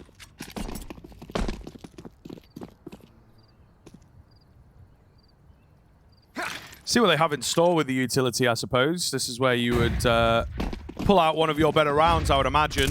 Ooh, ahead of the smokes goes broky. Will lose his life. Another one round the corner pretty quickly here. It's not going to be enough from Twist. Jacob as well looks panicked in the pit, and they're just not finding enough numbers. Carrigan goes crazy. That's the 10-3 effect for sure. And with that, TYLOO will take the round. So keep your eyes on this. Listen, I don't know what's happening. We've got one round the difference. Yeah. But this is pretty much a mirror of what happened on Nuke. FaZe got the pistol, then they lost the force buy. We had the same sort of start to this game as well from FaZe in terms of the scoreline. So just got to be careful that the same sort of issues don't creep back in here. Yeah, once they finally sort of fell off FaZe, they never came back up, right? They're never able to kind of reclaim that in towards Nuke. And the hope is that this is not the case here, but for TYLOO, it's a good force buy round. Like I said, you got nothing to lose. You may as well take the gamble and the risk here. Percentage-wise, it doesn't favor you. And of course, the Counter-Strike at the top level these days is all percentage-based. But, you know, for TYLOO, at this point, you may as well throw caution to the wind and try anything. And I love the move, right? It's just a very simple Tech-9 rush. They gamble, they play as a pack, and they rush in towards that A site. The A site is where FaZe were consistently punishing in towards their T side, and TYLOO take a page out of their book. So, money shattered for FaZe as they have to force themselves in that double eco spot. All they've got to work with is Frozen's FAMAS and a few upgrades behind it. Speaking of, labored by the FAMAS, Carrigan will recover. Not a lot of bullets here as well, and he's running through the flames to get out. This is really quite panicked by FaZe as TYLOO take top car control.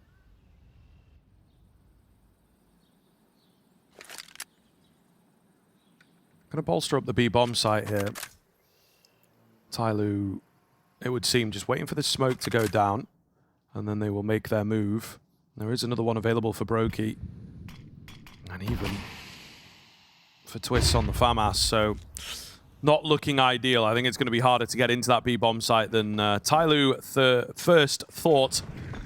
But they might just go for it, as teams so often do. Their own utility comes in now. Molotov to force the first orange player out. Decent frags thus far, but it's Twist. Is he going to be expected? Oh, dangerous with the low HP bar dotted in there as well. He could have gotten away with absolute murder, but just one. TYLOO see it off, and they should be gifted another round in the following.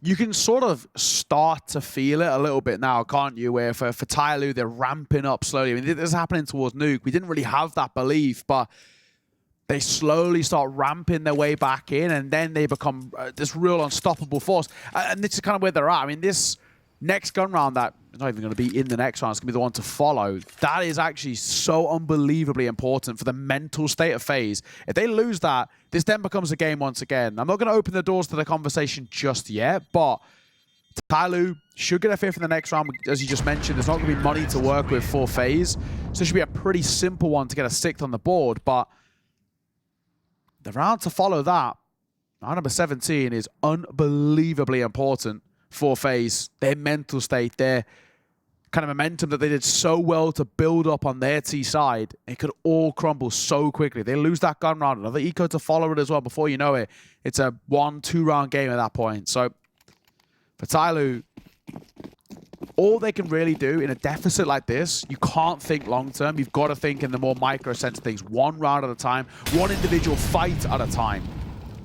And that's what they're doing at the moment, and it's working. Gamble stack towards B. 4 players here in this direction. But it's all 4 who don't have armor, so still shouldn't be too much of a threat. Maybe get 1 or 2 kills if you're lucky for FaZe, but that should be just about it.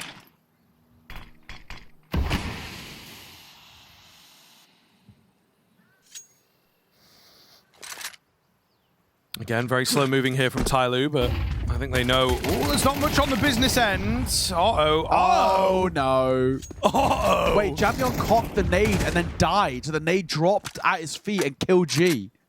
I'm pretty sure that's what just happened. I'm pretty sure too, and a lot of damage done to his other teammates. Does that count as 2 kills for Carrigan? I think we kind of got to give it to him. That is insane. Look at the damage towards Attacker and Mercury. Could make a big difference. I mean, a really clean dink here. They're one-tappable. Oh, could be big. I like this from TYLOO, though. They've waited patiently, maybe feigned the fact that they've moved away. And the attack comes to them. It's close, but unfortunately the shots don't quite land, so seems like it's going to be good damage, but there was potential, wasn't there? There was real potential to take this one. If only Jacob with the 5-7 and the armor had been over there, really could have made a huge difference, but not quite going to be the case. He's still going to give this a look in, because of course you would. There's a gun available, and he will indeed take it. He's got armor. Quick headshot here. Oh, spray down's a little rough though, Mosaic. What the hell's he doing, of course, but he will get away with the kill. Honestly, if we do have the replay of that nade dropping. I'm pretty sure you're right, yeah. Yeah, I'm pretty sure it's off the headshot. He's cocking the nade, yeah, and it drops there. And he jumps back into the team as well. It's sort of the worst damage. Thing. That's got to be like... they're always like about half, right? This is going to be like 150 damage nade there, but it's pretty good nade damage. In MM, you're getting kicked for that one. You get a 30-minute ban. That's all I'm saying. 10-6, like we said, round number 17. This round is so important for FaZe in their momentum, their mental state, all of these buzzwords we like to throw around. You lose this for FaZe, and you actually start to get into that position of trouble. That's when we can start opening the door to the narrative of, once again, yet another TYLOO comeback. Because then it's in reach and distance. If they can get a 7th here, especially if FaZe aren't able to save really anything, they're in a bit of a predicament. FaZe got to be careful. We're calling upon someone like a Frozen once again. He got that 3-piece to open up the pistol. He did here. Jamyeon really hit quite heftily by that HE.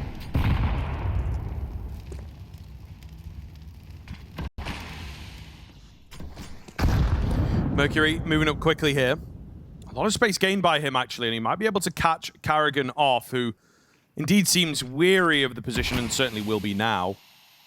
But has to be very, very careful. Mercury is looking around, trying to be a nuisance, keeping presence. And the thing is, what info do they have of Long, right? They know there's one person there, but there could be a hell of a lot more where that came from. And you can even see Frozen slowly moving away from B, gets caught by the contact flash. It's a beautiful round from TYLOO. You have to hand it to them. Really well played, really well read. Just save. And yeah, these A players on the triangle setup have just not moved all round long. Carrigan trying to make something happen, but I think he was perhaps just too deep behind enemy lines to actually save. Yeah. TYLOO up to 7. Like a true captain going down with the ship, I guess, right? But there was no chance of that round really ever developing. You can see the other 3 had already immediately called for the save. I mean, that is Inferno in a bit of a nutshell, unfortunately. We said it. TYLOO, you get this first gun round, the first true gun round back in response for FaZe. And now we can start entertaining the narrative, right? We can start once again. It was 9 in a row in that first map of how good TYLOO's T-side looked. And it's a really simple, but it's a great call by attacker, right? It's a contact play through that smoke. It's one flash in towards CT to catch Frozen, and they just hope that the pack mentality can just barrel in and find the kills, and they do. Really, really well done. FaZe call for their first tack pause. I think it's good timing of it. The good news is, with 3 saving, they can reinvest back in, especially with the loss bonus they've built up, but God, it's not a nice spot to be in. And doesn't matter how experienced these FaZe guys are, there's definitely going to be flashbacks in their mind a little bit of saying, God, this already happened once. Let's not let it creep in again. Our CT side was woeful on Nuke. We don't want a repeat of it, but I mean, we did already see it happen, and it was a tough old predicament there. And to remind those, of course, of you who are only joining, this is our second map pick. TYLOO won the first, 13-9, but FaZe were 9-5 up, 9-4 up even. And TYLOO went on an incredible streak to close at 13-9. This is also the lower bracket here. Whoever loses this is out. So is it one of the favorites of the tournament or the hometown heroes, right? You don't want to see either of them go, but somebody has to lose. Yep. No, it is a very good point. You don't want to see either of them go. But we will when the day is said and done. Twists with a big find in a very key round here. Super early on through that smoke. broky trained and ready. Smoke at the bottom of Banana. So looking good here. FaZe with a more aggressive kind of posture. And I think it is certainly working out for them. Yeah, what is the play here? It looks like they're setting up for a retake on Banana. They went for early doors A presence with no B presence, and FaZe made the most of that. One flash, that'd be good. That forces broky off the angle. A second as well, or just force them back towards the site. As a CT smoke comes down, they're going to start scaling in. broky's actually the only one here on the site itself, but Karrigan will come in. broky, we need a bit of a masterclass here. He's mollied out, but Karrigan swings in to save as well. broky's still alive. Back second orange. They know he's somewhere here, but Frozen buys his time, and patience pays off for 2. Oh, FaZe, they needed somebody to step up, and they get it in 2 spades. broky does really well to get a kill and get back, but Karrigan saves his life, and Frozen, that double is so unbelievably important as FaZe finally break a bit of this deadlock and get another CT round. Yeah, just unfortunate. I think the real big kill for me is the Twist opener, right? That is just so random. Untraded, there's just no information gained from it either. Right. It's a net negative in every sense of the term. So, yeah, really doesn't work for them. FaZe angry in this one as they look to get aggressive down Banana. There's not much presence there from TYLOO, in fact. Just Jamyoung at the bottom, maybe holding for some sort of a push.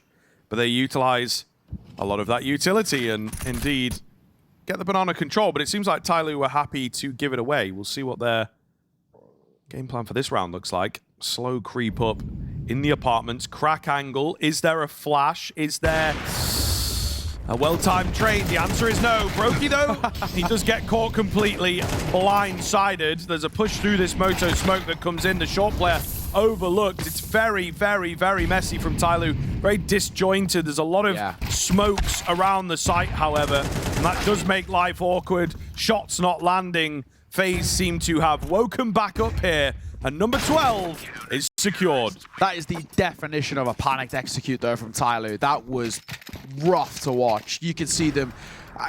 We don't know, but I can assume that the comms were so cluttered there by TYLOO. They really, really fell so flat. It might have only been a cosmetic comeback this time rather than the true one in towards Nuke, as FaZe have now hit map point on their opponent's map pick. Mirage is our decider, and it always felt like that was going to be likely, especially when FaZe hit 9 in the first half, but you never wanted to close the door on it because we saw what TYLOO did in map 1. But it's better for FaZe. 2 back-to-back and 2 very well-taken rounds back-to-back as well. But unfortunately for TYLOO, they're left in a tough predicament. Third and final timeout taken for them. And the buy is less than adequate. Jamyoung has been dropped. The AK's attacker will wield the Tech 9 instead. Normally I'd agree with that, but attacker's actually been looking pretty good, to be fair. He's been looking pretty sharpish. Mosaic just Tech 9 for him as well. Hoping and praying for TYLOO to stay alive in their map pick, but Inferno really hasn't looked clean if you zoom out in a more macro sense. It's not been a great showing, especially comparatively to map number 1. And they could end on a bit of a whimper. They're going to try and hit towards B. They find Frozen, but Jamyong will fall to the flames, and Twist is still here up close. He did pretty well towards A, and he wants more. Attack goes down to his own molly. TYLOO, what are we doing? It's scrappy, it's sloppy, and it's mistakes all round as Twist looks too close. The last man of G, surely now dead to right. A 1 versus 4 for the AK, who's left on next to no HP, and Twist will close it with the HE. That is not the showing from TYLOO that we wanted. No, especially in those final few rounds, I think it just really disintegrates. Really, really poor. We are, of course, going to have to go to that third. We'll check in with the boys on the desk for that one. We will indeed be going to Mirage. FaZe avoiding the same fate that they faced on Nuke, this time on Inferno. Get...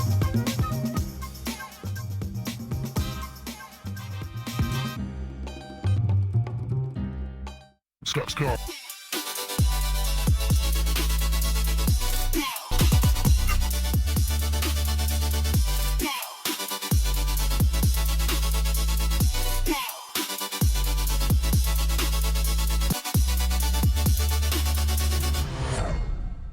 Welcome back. Mirage is our canvas for map number 3. We're really looking forward to this one because we've seen the best and the worst of both sides. FaZe looked pretty damn bad on CT side of Nuke, but pretty damn good on Inferno. To see how this one pans out. Mirage has been a bit of an issue in the map pool for FaZe, especially on their T sides. Let's see if they can clean it up here. That's where they start, as they're looking to hit in towards A. First fight, and second fight goes the way of Mosaic, as he gets 2, and Attacker will join the fray.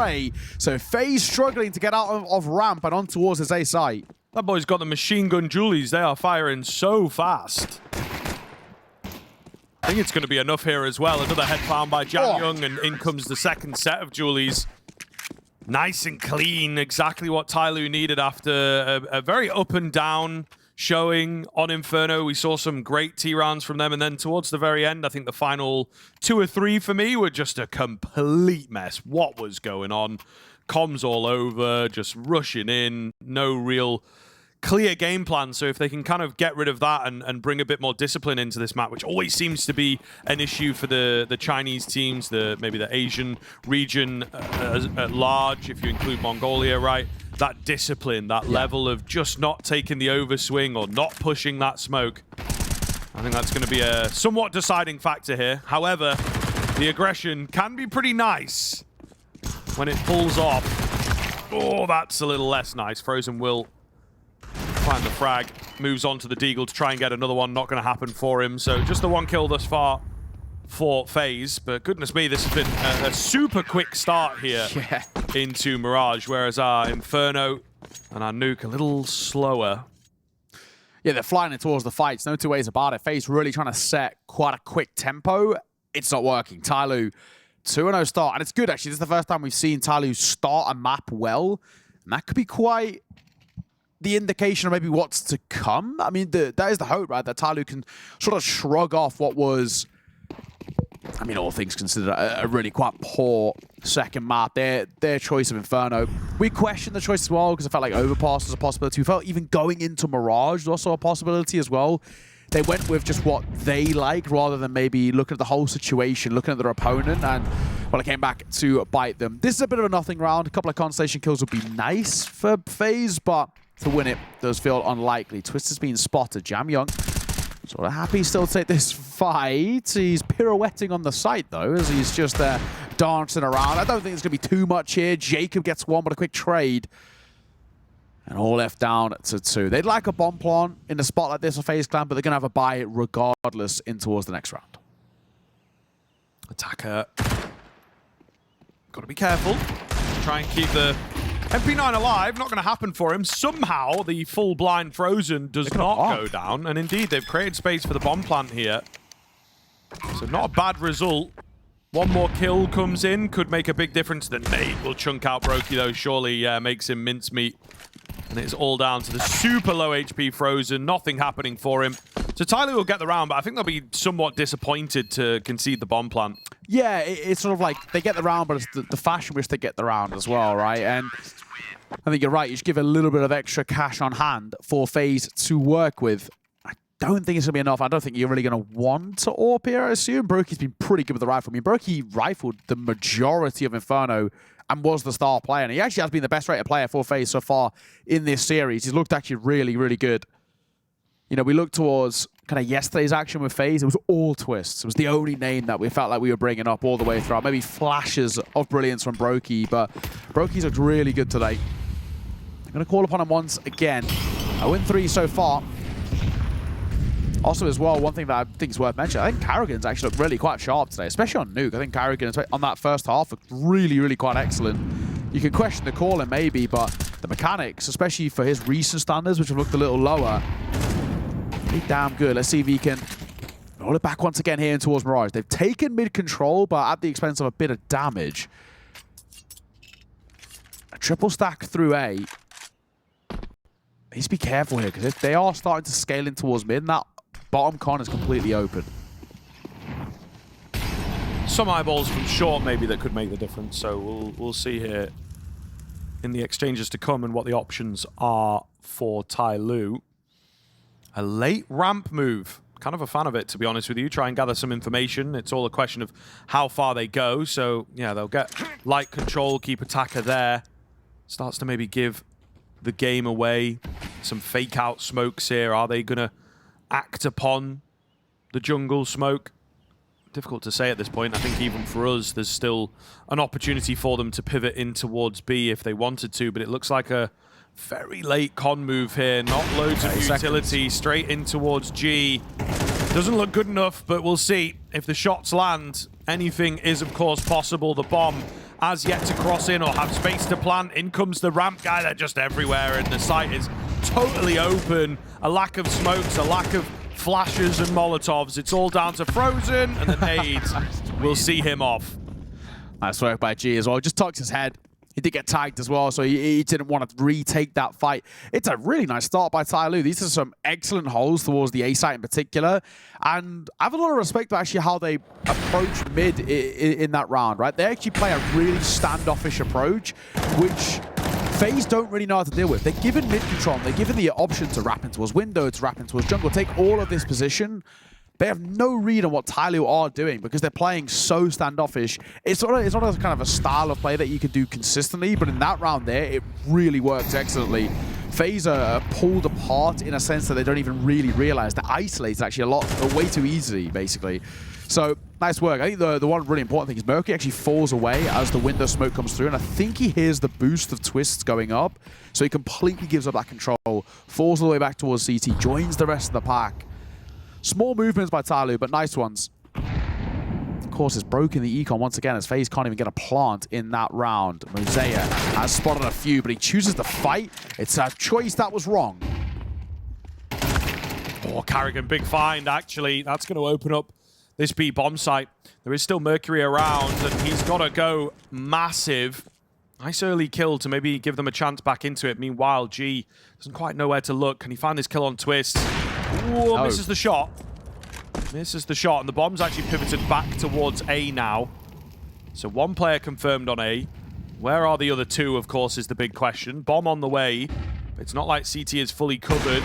Crack angles here for G.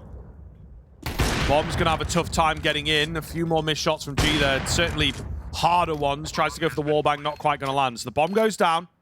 Mercury in.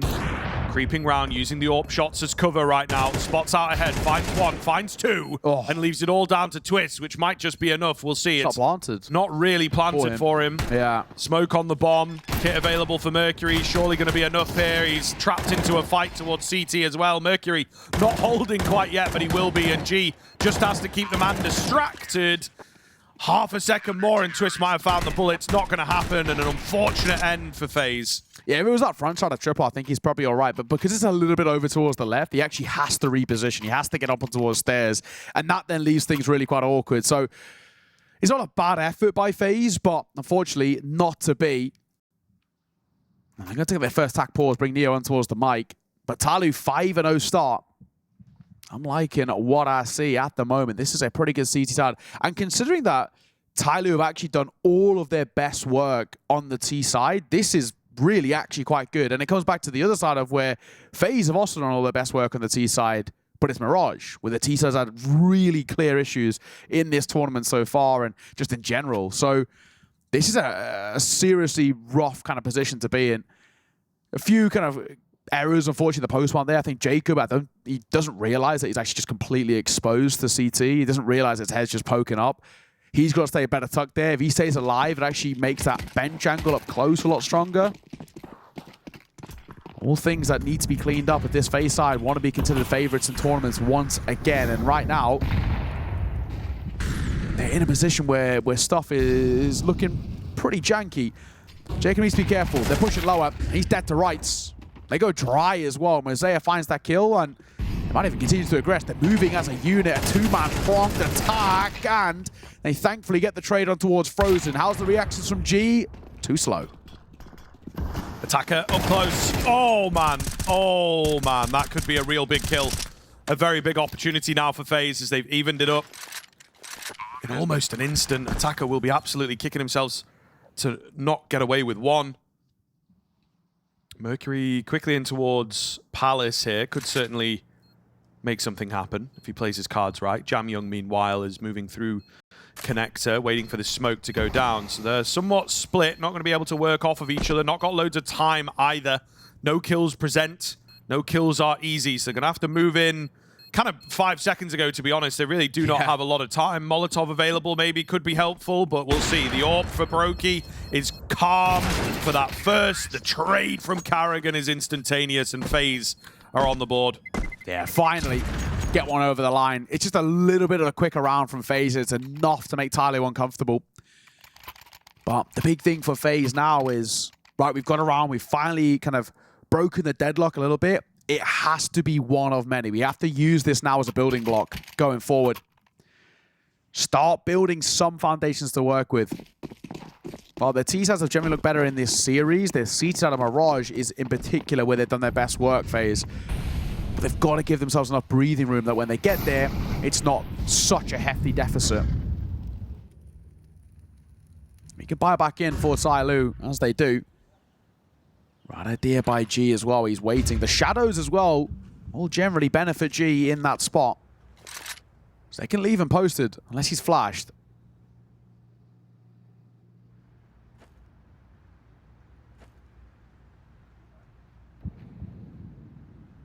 It's very quiet here. It's FaZe are pretty far back, right? It's safe to say they've got a lot of fingers in a lot of pies, but they're not really committing to them at the moment. Waiting to see if there's a change-up from TYLOO after losing a round.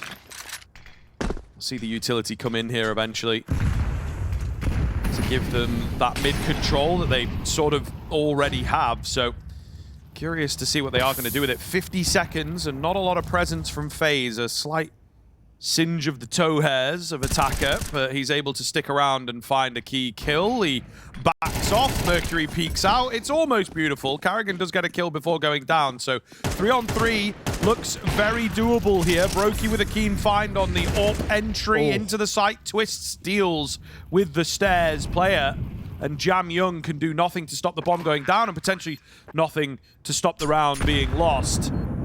He sticks to maybe find this first kill. Not going to present itself. And I think he's now committed in, so he is certainly looking for this. And not there. Doesn't get the headshots he needed. FaZe string them together. Nice work. Really, really nice work. That double from Twister, especially that first kill, so important. Needed a bit of a hero there, and they get a TYLOO are going to call for a pause as finally they're in a position where money has run a little short. They could hero rifle with Mercury. He's had a fantastic start to the game. 11-3 for him. So potentially could kind of utilize a hero rifle from him. I say that though. He drops over a scout to G. So scout will get a pistols around it. Unorthodox in a spot like this, but I guess they really want to hope that G can soften them up and the pistols can see him off.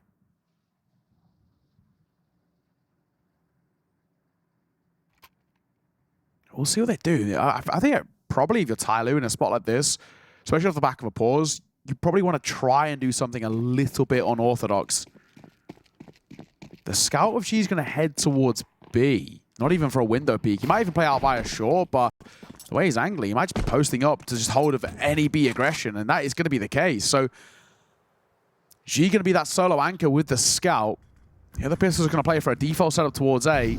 They really should just be overrun here, TYLOO.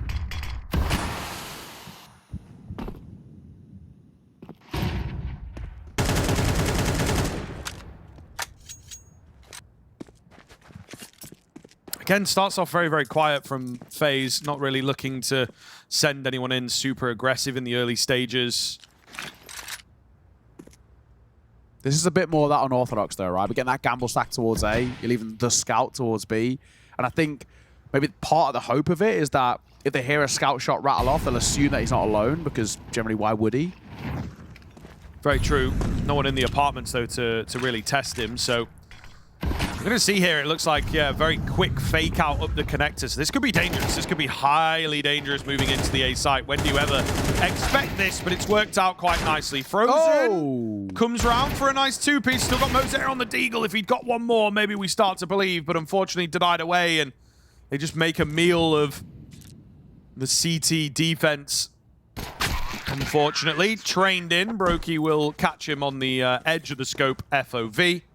So FaZe keep them coming, and they look decent here.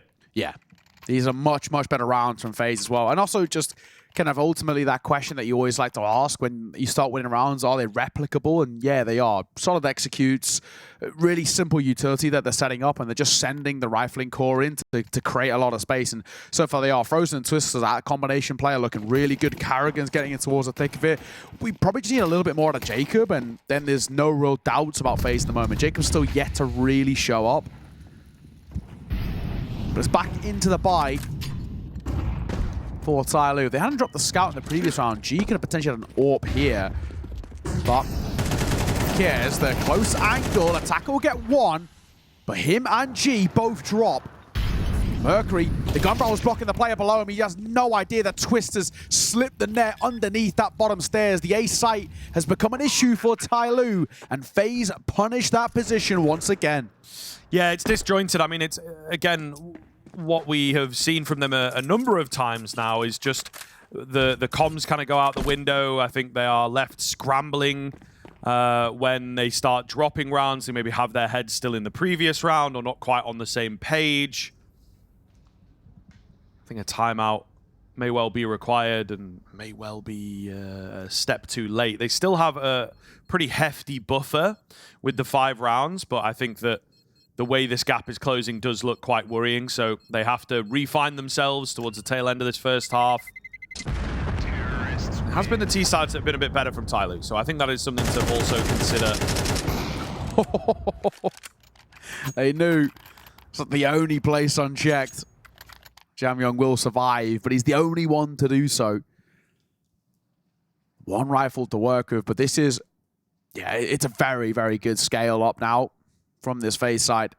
4 on the board, a 1-round game, but no money for TYLOO means that it should be pretty simple. Jamyong does drop the rifle over towards Mercury. I can kind of respect that, to be fair. He has armor already, so he's going to buy in towards a deagle. All that Mercury has to invest into is half armor, and they can have a somewhat salvageable buy. But I feel like for TYLOO to break this streak for FaZe, they do need a bit of a weirder round like this. Oh my, Jamyong dancing with the devil a little bit as he jump peeks in towards the AWP. Then a shot from Mosaic, and then now running in towards this B site. Jamyong, what have they got for us? Nothing is the very abrupt answer to that, and I think they're already going to shell out to save. FaZe are going to tie this game up. Yes, indeed, and very quickly. I mean, look, if we're getting twists with entries like that, I think it is a pretty worrying sign. They have to be very, very careful here to make sure he doesn't start taking over the game as he did yesterday on this very map. So TYLOO just looking very flat in the past few rounds. It goes from bad to worse again, right? I think we've had 3 survive, then 4 survive now. Oh, not quite 5, but when the majority of the round was done, it was flawless from FaZe Clan. TYLOO starting to worry us quite severely here, and Yeah, again, it's something that sort of plagues the region that they're from. Yeah. When the head loss sets in, they find it very, very difficult, I think, to get back into a game and to reset themselves and deal with sort of the emotions and the tilt. You know, we've seen G, of course, a man that wears his heart on his sleeve. It makes for great interviews and does indeed make you feel for him, but I think if that creeps into the game, it can be hard to recover things. Yeah. Unfortunately, just non-existent. 5 in a row from FaZe, and so deservedly. Very easy rounds they've been taking, all things considered.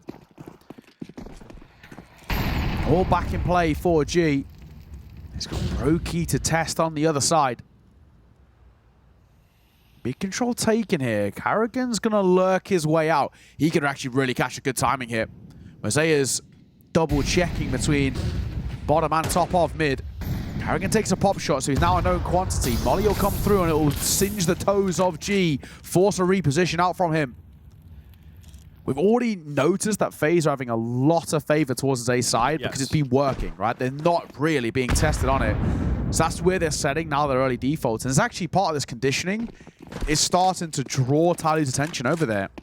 So this late B play actually could be really good.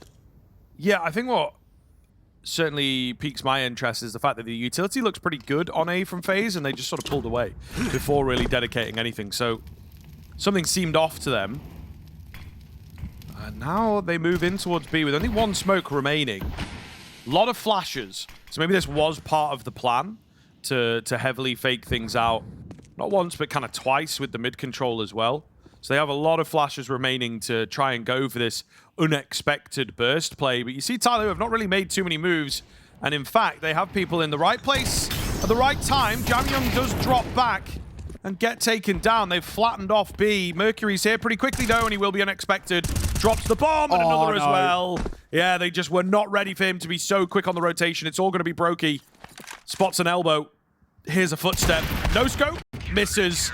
And TYLOO regain their lead. I hate to beat a man while he's down, but Jacob's got to hold the plant there. He's right next to him. He has to hold for that swing. They know there's somebody else, right? The way that Jamyoung's played, they've got to expect at least some of the players sitting around back pillar. But as his bomb tries to go down, Jacob, he's knife out. He doesn't have his gun out. I mean, it's a simple mistake, but it gives TYLOO an entry back in and a good round on the board as well. And they finally break this streak out from FaZe Clan. If they can end the half now on a good note, FaZe will be kicking themselves. They were really setting up on track for a good position, and it's a freebie from G. Early in towards Palace, Frozen just shift walking in towards his demise, and Mercury full blind gets one. Does attacker get clear? The answer is no. And with a combination of G, they shut down Ram. It's all on broky, but he makes it a second, and I've seen a broky clutch on this map before, not even that long ago. Breaks open the smoke, but that'll cost him his cranium as Jamyoung sees him off. So TYLOO, 2 at the end. It's good, but it's not great. It's true. It is true. They hold on to their lead, I suppose. Listen, we've seen a lot of strength out from them on that T side, so I think that is, for me, a big thing to consider. That's across the entire series as well. So having the cushion of rounds is always going to be good. Having the lead moving into the second half, but yeah, we'll see here. The pistol could even things up quickly. It could also grow the gap for TYLOO.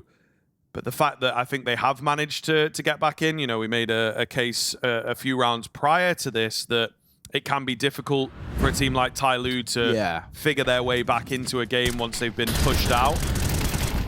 So I think they'll be happy with the fact that they can net a couple in a row and pretty cleanly as well. Not too much stress for them. Very important pistol. As they all are to a degree, but this one in the sense of if it's FaZe that find it, they can tie this game up really quite immediately. But if TYLOO can get this T-side started, which is where they've done all of their best work, that's where maybe they can start pulling away. It's quite the predicament. FaZe on this map have looked better on the CT side, but TYLOO this series have looked better on their T side. So it's kind of the and ah between the two narratives in a sense. A part of me wants to ever so slightly lean TYLOO in the current sense of where they're at. I guess we'll find out in a moment. Jacob, of course, who New roles of being the A anchor. Let's see how he deals with it. He's under pressure immediately, and he makes actually the smart call to fall away. For Jacob here, he's lost the sight. Give it up. Don't die for nothing. Wait for the pack to come and support you. Wait for them to join. They haven't opted for their CT control. Flash round, and here it comes. One found. Look for a second as the flames are burning the toes of Mosaic. This is janky. Mercury's in the open. He needs to get back to somewhat security. A lot of damage dealt towards FaZe as well. 2 versus 3, but can very easily be leveled. It's all on the shoulders of Twist. He had to hit those shots, and thank God he does, because Jacob was so very low. But unfortunately for TYLOO, that's not the post plant you want. They were stuck in no man's land. They're just stuck on the site in the open. Yeah, an absolute mess for sure. You see it here again on the replay. Frozen, once again, though, is just so good on the pistols. Yeah. Pretty sure every single CT pistol in particular, he's had big moments. My USB's fucking working, bro. It is, mate. It is. Yeah. Fella, you're spot on. Agreed. Hard Absolutely agree on that one. agreed. Approved. But yes, solid pistol round. FaZe Clan going to be able to close this one up, you would assume. But thanks to a plant, there's quite a lot to go for here on the TYLOO side of things. We'll see what they've got in the back pocket. Yeah, Bomb Blonde, of course, does mean investment. So what do we got? Carrigan's got support at the very least. He's got Frozen up close with him. Which, if you want anybody off the back of that pistol, you'd want him. Let's see how he deals with it. The first is fantastic. Carrigan up close as well as the bomb spotted, but Frozen will fall as Mosaic has dived out of apartments. This is actually looking a little janky, at least for this FaZe CT hold. Thankfully, broky's got over in time. Oh, Jamyoung. I think he might just have slipped through. Yeah, they're not expecting him. Can't get the stronger weapon out, unfortunately. Can't buy the time for Mercury. There was a brief window, but unfortunately it slammed shut by the remainder of FaZe. They now even things up very quickly indeed. TYLOO not going to be able to bring much presence into this round, so FaZe should take the lead here, and TYLOO are going to need that strong T-side that we've seen. And AK hits the ground. So maybe there is something on the cards here. Hero AK Jamyoung. Right on the line, isn't it, I think? If the scoreline was a bit more in favor of FaZe, I wouldn't be a massive fan of this, but I can there's understand something it here. There's something. Means that Mercury will have nothing to work with in the next round. Unless, of course, somebody can save, that is. You want to try and make this expensive, because the long-term cash over towards the CT side isn't exactly great. Oh my god, the crosshairs train. Twist doesn't know if he just tapped mouse one. He gets a freebie of a kill there. His crosshair is absolutely perfectly trained, but patience pays off in spades. And broky going for 2, looking for 3. Might just get it on towards Jamyoung. He does. broky shuts down any sort of doubts in our mind about that round. And FaZe regain the lead, 8-7. But that was a hero round. It's statistically such a slim chance of winning that. Now we look towards this one. The full buy back in. Everybody can bring the premium guns, bar Mercury, of course, who dropped the AK last round. But he can still would a Galil. No Util, but he still could have that. He's going to opt for the Util with a Tech 9. Yeah, somewhat fair enough. Again, it's a case of maybe you'd want to see him on a stronger weapon, given the fact that he is 7 kills ahead of the next highest on his team. But we'll see if he can make the Tech 9 sing. Straight up execute coming in, not wasting any time here, TYLOO. This is within the first 20 seconds of the round. They just charge out. There's a Molotov that splits them up. broky hiding behind a smoke here.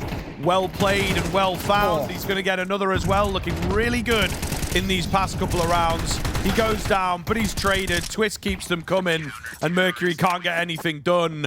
FaZe Clan make it look easy. God, broky does so well there. He's just dancing around those smokes, dipping and diving inside of them as well, just to kind of make sure they lose track. But he does so excellent, especially the second kill, finds it and then falls away again. It's a really nice play from him, because he has to buy time for those rotations to come through. Perfect timing from good shit, man. Yeah, it is. Really was. Well done. And Twist looking solid once again. 14-8 for him. 16-11 for Frozen. 13-12 for broky. The big names are stepping up for FaZe Clan. And TYLOO are running out of chances. They're running out of time, not only in this map, not only in this series, but this tournament, 9-7, but loser of this is out. It's a damning position to be in.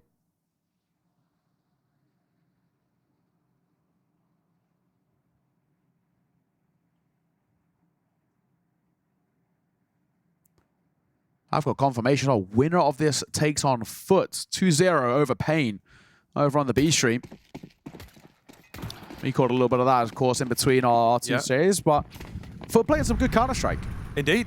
Revenge on the cards for FaZe Clan if they can see this one off. True. Oh, flashes are good, but Twist does get traded pretty quickly. There's a break of the smoke and broky. Brilliant. For 2. He is just on fire at the moment. Only 15 kills overall, but I'm pretty sure he's hit 8 kills in the past 3 rounds. Maybe make that a little more now, of course. And man, TYLOO just completely disappearing here on this T side. Yeah, FaZe are disintegrating them, right? There is just, these T-side executes are just bringing nothing to the table. Credit to FaZe, this is such a good hot streak from them. Now up to 5 in a row. A flawless half thus far. I mean, we were saying it, right? TYLOO sure they do a lot of their best work on the T side in the series, but FaZe's strengths on Mirage come from the CT side, and they have looked really strong. It's the T sides that have been letting them down. That was pretty indicative against FUT, just as we were kind of speaking about them, but the CT sides were looking really, really good and continue to do so. broky, he might have just spotted a pixel there, in all fairness, but needs to be careful. He is a little bit exposed in the open. Drops a nade, gets out. It's a good call from him. Done a lot of damage towards Jam Young, 51 points.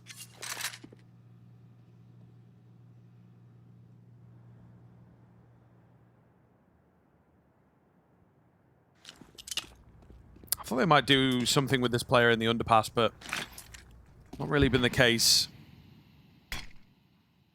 Replenishment of the mid-smoke. Doesn't seem like FaZe are super bothered, but maybe they're wanting to make a move of their own. Look at this, there's 4 players ready to go in and around middle. Twist gets flashed out and finds a frag off the back of it. Gonna get another as well. It's a lovely move here from FaZe. It leaves B somewhat vulnerable, but Frozen finds a key headshot. Should be a bomb plant on the cards. They're not going to be too bothered about that. The rounds are all that count at the moment, and FaZe most certainly have this one in their hands. But we have seen a number of these deficit situations go the way of a T-side especially. G trades out. He looks healthy. He looks pretty clean. Can't get the transfer, but it's as close as possible. TYLOO, unfortunately, cannot convert, and FaZe will keep the rounds going. Yeah, it's 2 unbelievably important kills from Frozen as well. He gets the first as a player's trying to dive out of apartments. That gives them the possibility of even attempting that retake, and then the closer there on towards G. The quick trade coming through. Twists, also a mammoth round coming through from him. FaZe are inching closer and closer to the series in their favor, and very akin to Inferno, unfortunately. TYLOO are falling a little flat. Non-existent now. It's 6 rounds in a row for FaZe, and there has been nothing of this T-side from TYLOO thus far. I mean, the good news is bomb plant plus loss bonus means buy every round for TYLOO, but it's not changing anything, unfortunately. We need this second win, and I don't know if TYLOO actually have it in the locker. Mentally, they look so checked out. Another straight up A execute here early on in the round as well. Nice nade. Just going to try and make it work. Lots of damage done. There's a break that comes in. There's a collapse. broky! There's a team kill. What is going on? What is happening? Jacob was dead for so long, and he was like, nah, I'm seeing him off anyway. You're in my way. What is going on? You're in my way. Move. Frozen left with all to do in a 1 versus 2. What is happening in this round? Mazero will get the plant down. Oh my. I mean, it's kind of opened the door to this round a little bit for Frozen. He's got a full belt of Yuto and a kit. Yeah, I'm still reeling. I'm glad we get a moment of respite to just kind of absorb what's happened. Frozen, though, moving in here. He does have a decent amount of utility as well. The molly towards Firebox would be great, but he instead chooses to take the element of surprise. He's now lost that. Trying to fight over at Tetris. I don't think the Molotov is quite going to reach, so Attacker can just draw in and wind the clock down. Mosaic gets the trade. And TYLOO, despite the madness of the team kill in the middle, despite a collateral from broky as well that we might get to see here. Yeah. They actually take the round. So it's comical and it's crazy, but when you look at it objectively, it's very well done from TYLOO to secure that one. Oh, man. What a crazy round of Counter-Strike. I mean, if that isn't the most sort of TYLOO-coded round ever, I don't know what is, right? Just carnage all the way throughout, but it's, I guess, carnage that is favorable. They can, at times, this TYLOO side really thrive in the chaos. But still a lot more required. It's good to get that round on the board, but it needs to be one of many. We need to start locking into consistency now for this side. 3 rounds of deficit. FaZe Clan 2 rounds away. Textbook as well, that it's Mosaic to close the round 2 after what he did. Sort of making up for it. An apology in itself.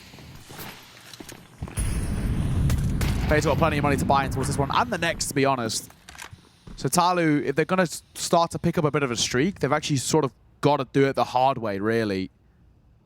Gun rounds all the way. Yeah, going to be a really telling round as to how the rest of this game goes, whether it will be an extended affair or if FaZe Clan can shut things down here and now. TYLOO slow it down, still look to finish A if they have their way. But just trying to bait some utility out. G's going to catch twists from the Palace area. Okay, so a little overlooked, it feels like. However, the CTs will get their kills back in. broky chiming in, of course, as he continues being ever consistent. Oh, there's a pixel there. There was. And, I mean, Carrigan was thinking about going around that corner. It's a good job that he didn't. He will still fall to Mosaic. Evened up here. What a swing. Molly at the toes of Jacob. He's had a slow game, and he gets one before falling. I can't really ask too much more of him in that spot. And a very winnable 2 versus 2 for FaZe. Just look at the HP of TYLOO. Mercury is barely alive, and G's more or less alongside him. Both of them basically 1 foot in the grave. They've got to get very fortunate in a couple of these fights for it to fall in their favor.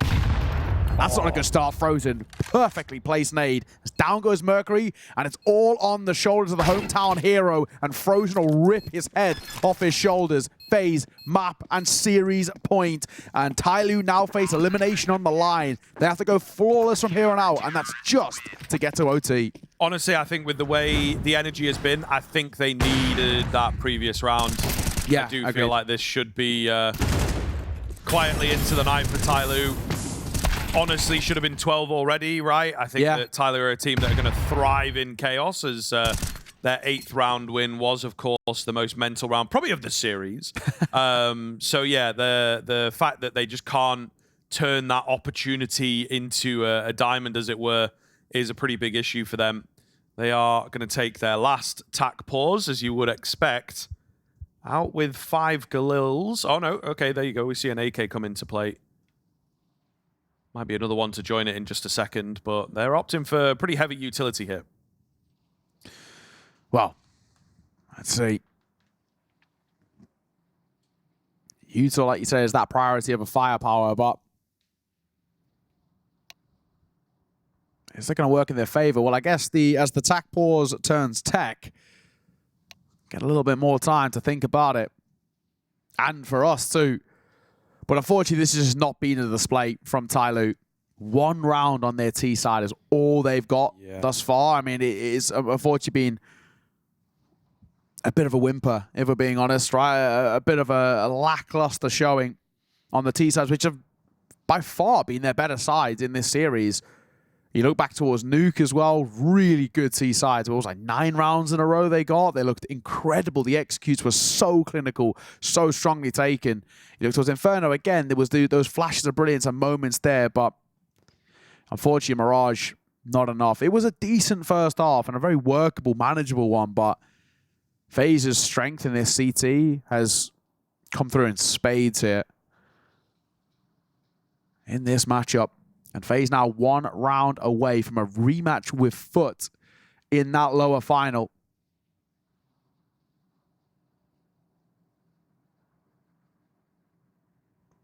And TYLOO at the moment on track to join Pain and Envision, MIBR, in that 9th to 12th bracket.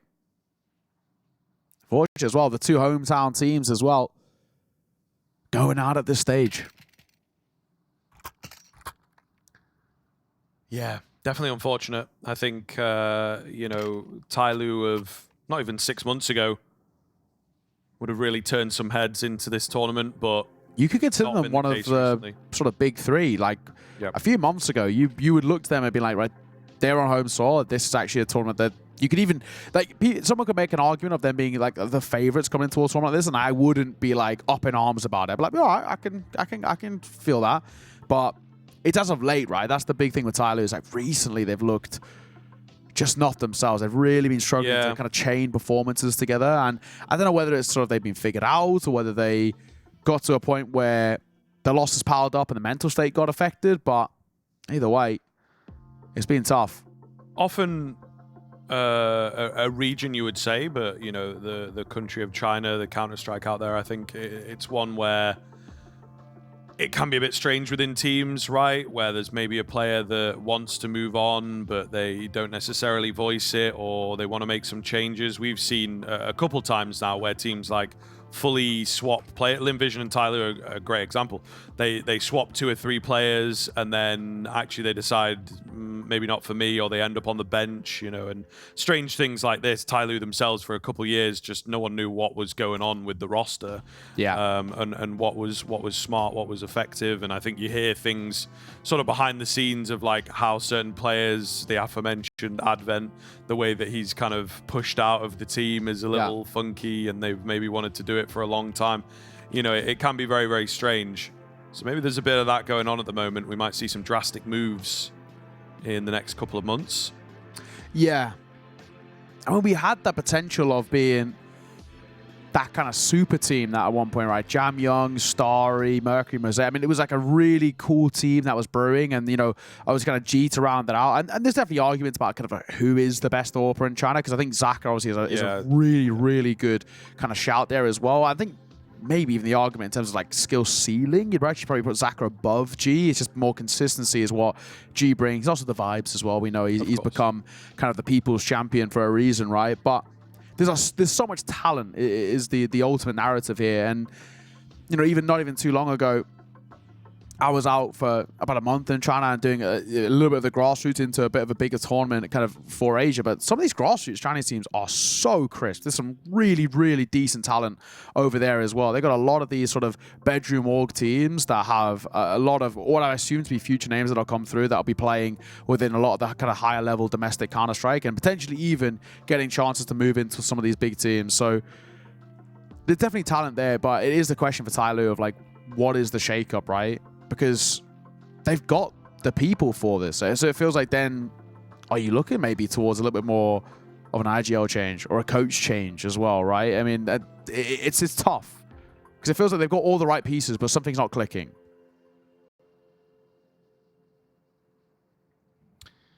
Still waiting to round out this technical pause. Hopefully not going to be waiting too much longer.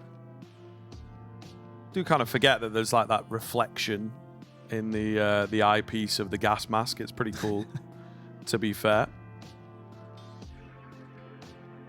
But yeah, it can be a bit tough here. I mean, right at the tail end as well. TYLOO, I think, really kind of desperate to just get back into this and pick up on the energy and not allow FaZe to calm down and start to deal with the pressure from a mental perspective. Heard a couple of ticks, which is usually a good sign. I think everyone is brought up and on the server. It's generally meaning a ready up kind of in the chat. And we are indeed back into it. Exactly. There we go. Let's get this show back on the road and what potentially could be the final round. The pause might be longer than the remainder of this game, to be honest, because FaZe have looked so sharp on the CT side. TYLOO have felt, I don't know, so feeble, I think is just the stark way of putting it. We spoke a little bit about that buy. 1 AK for Jamyong, 4 Galils across as they prioritize utility.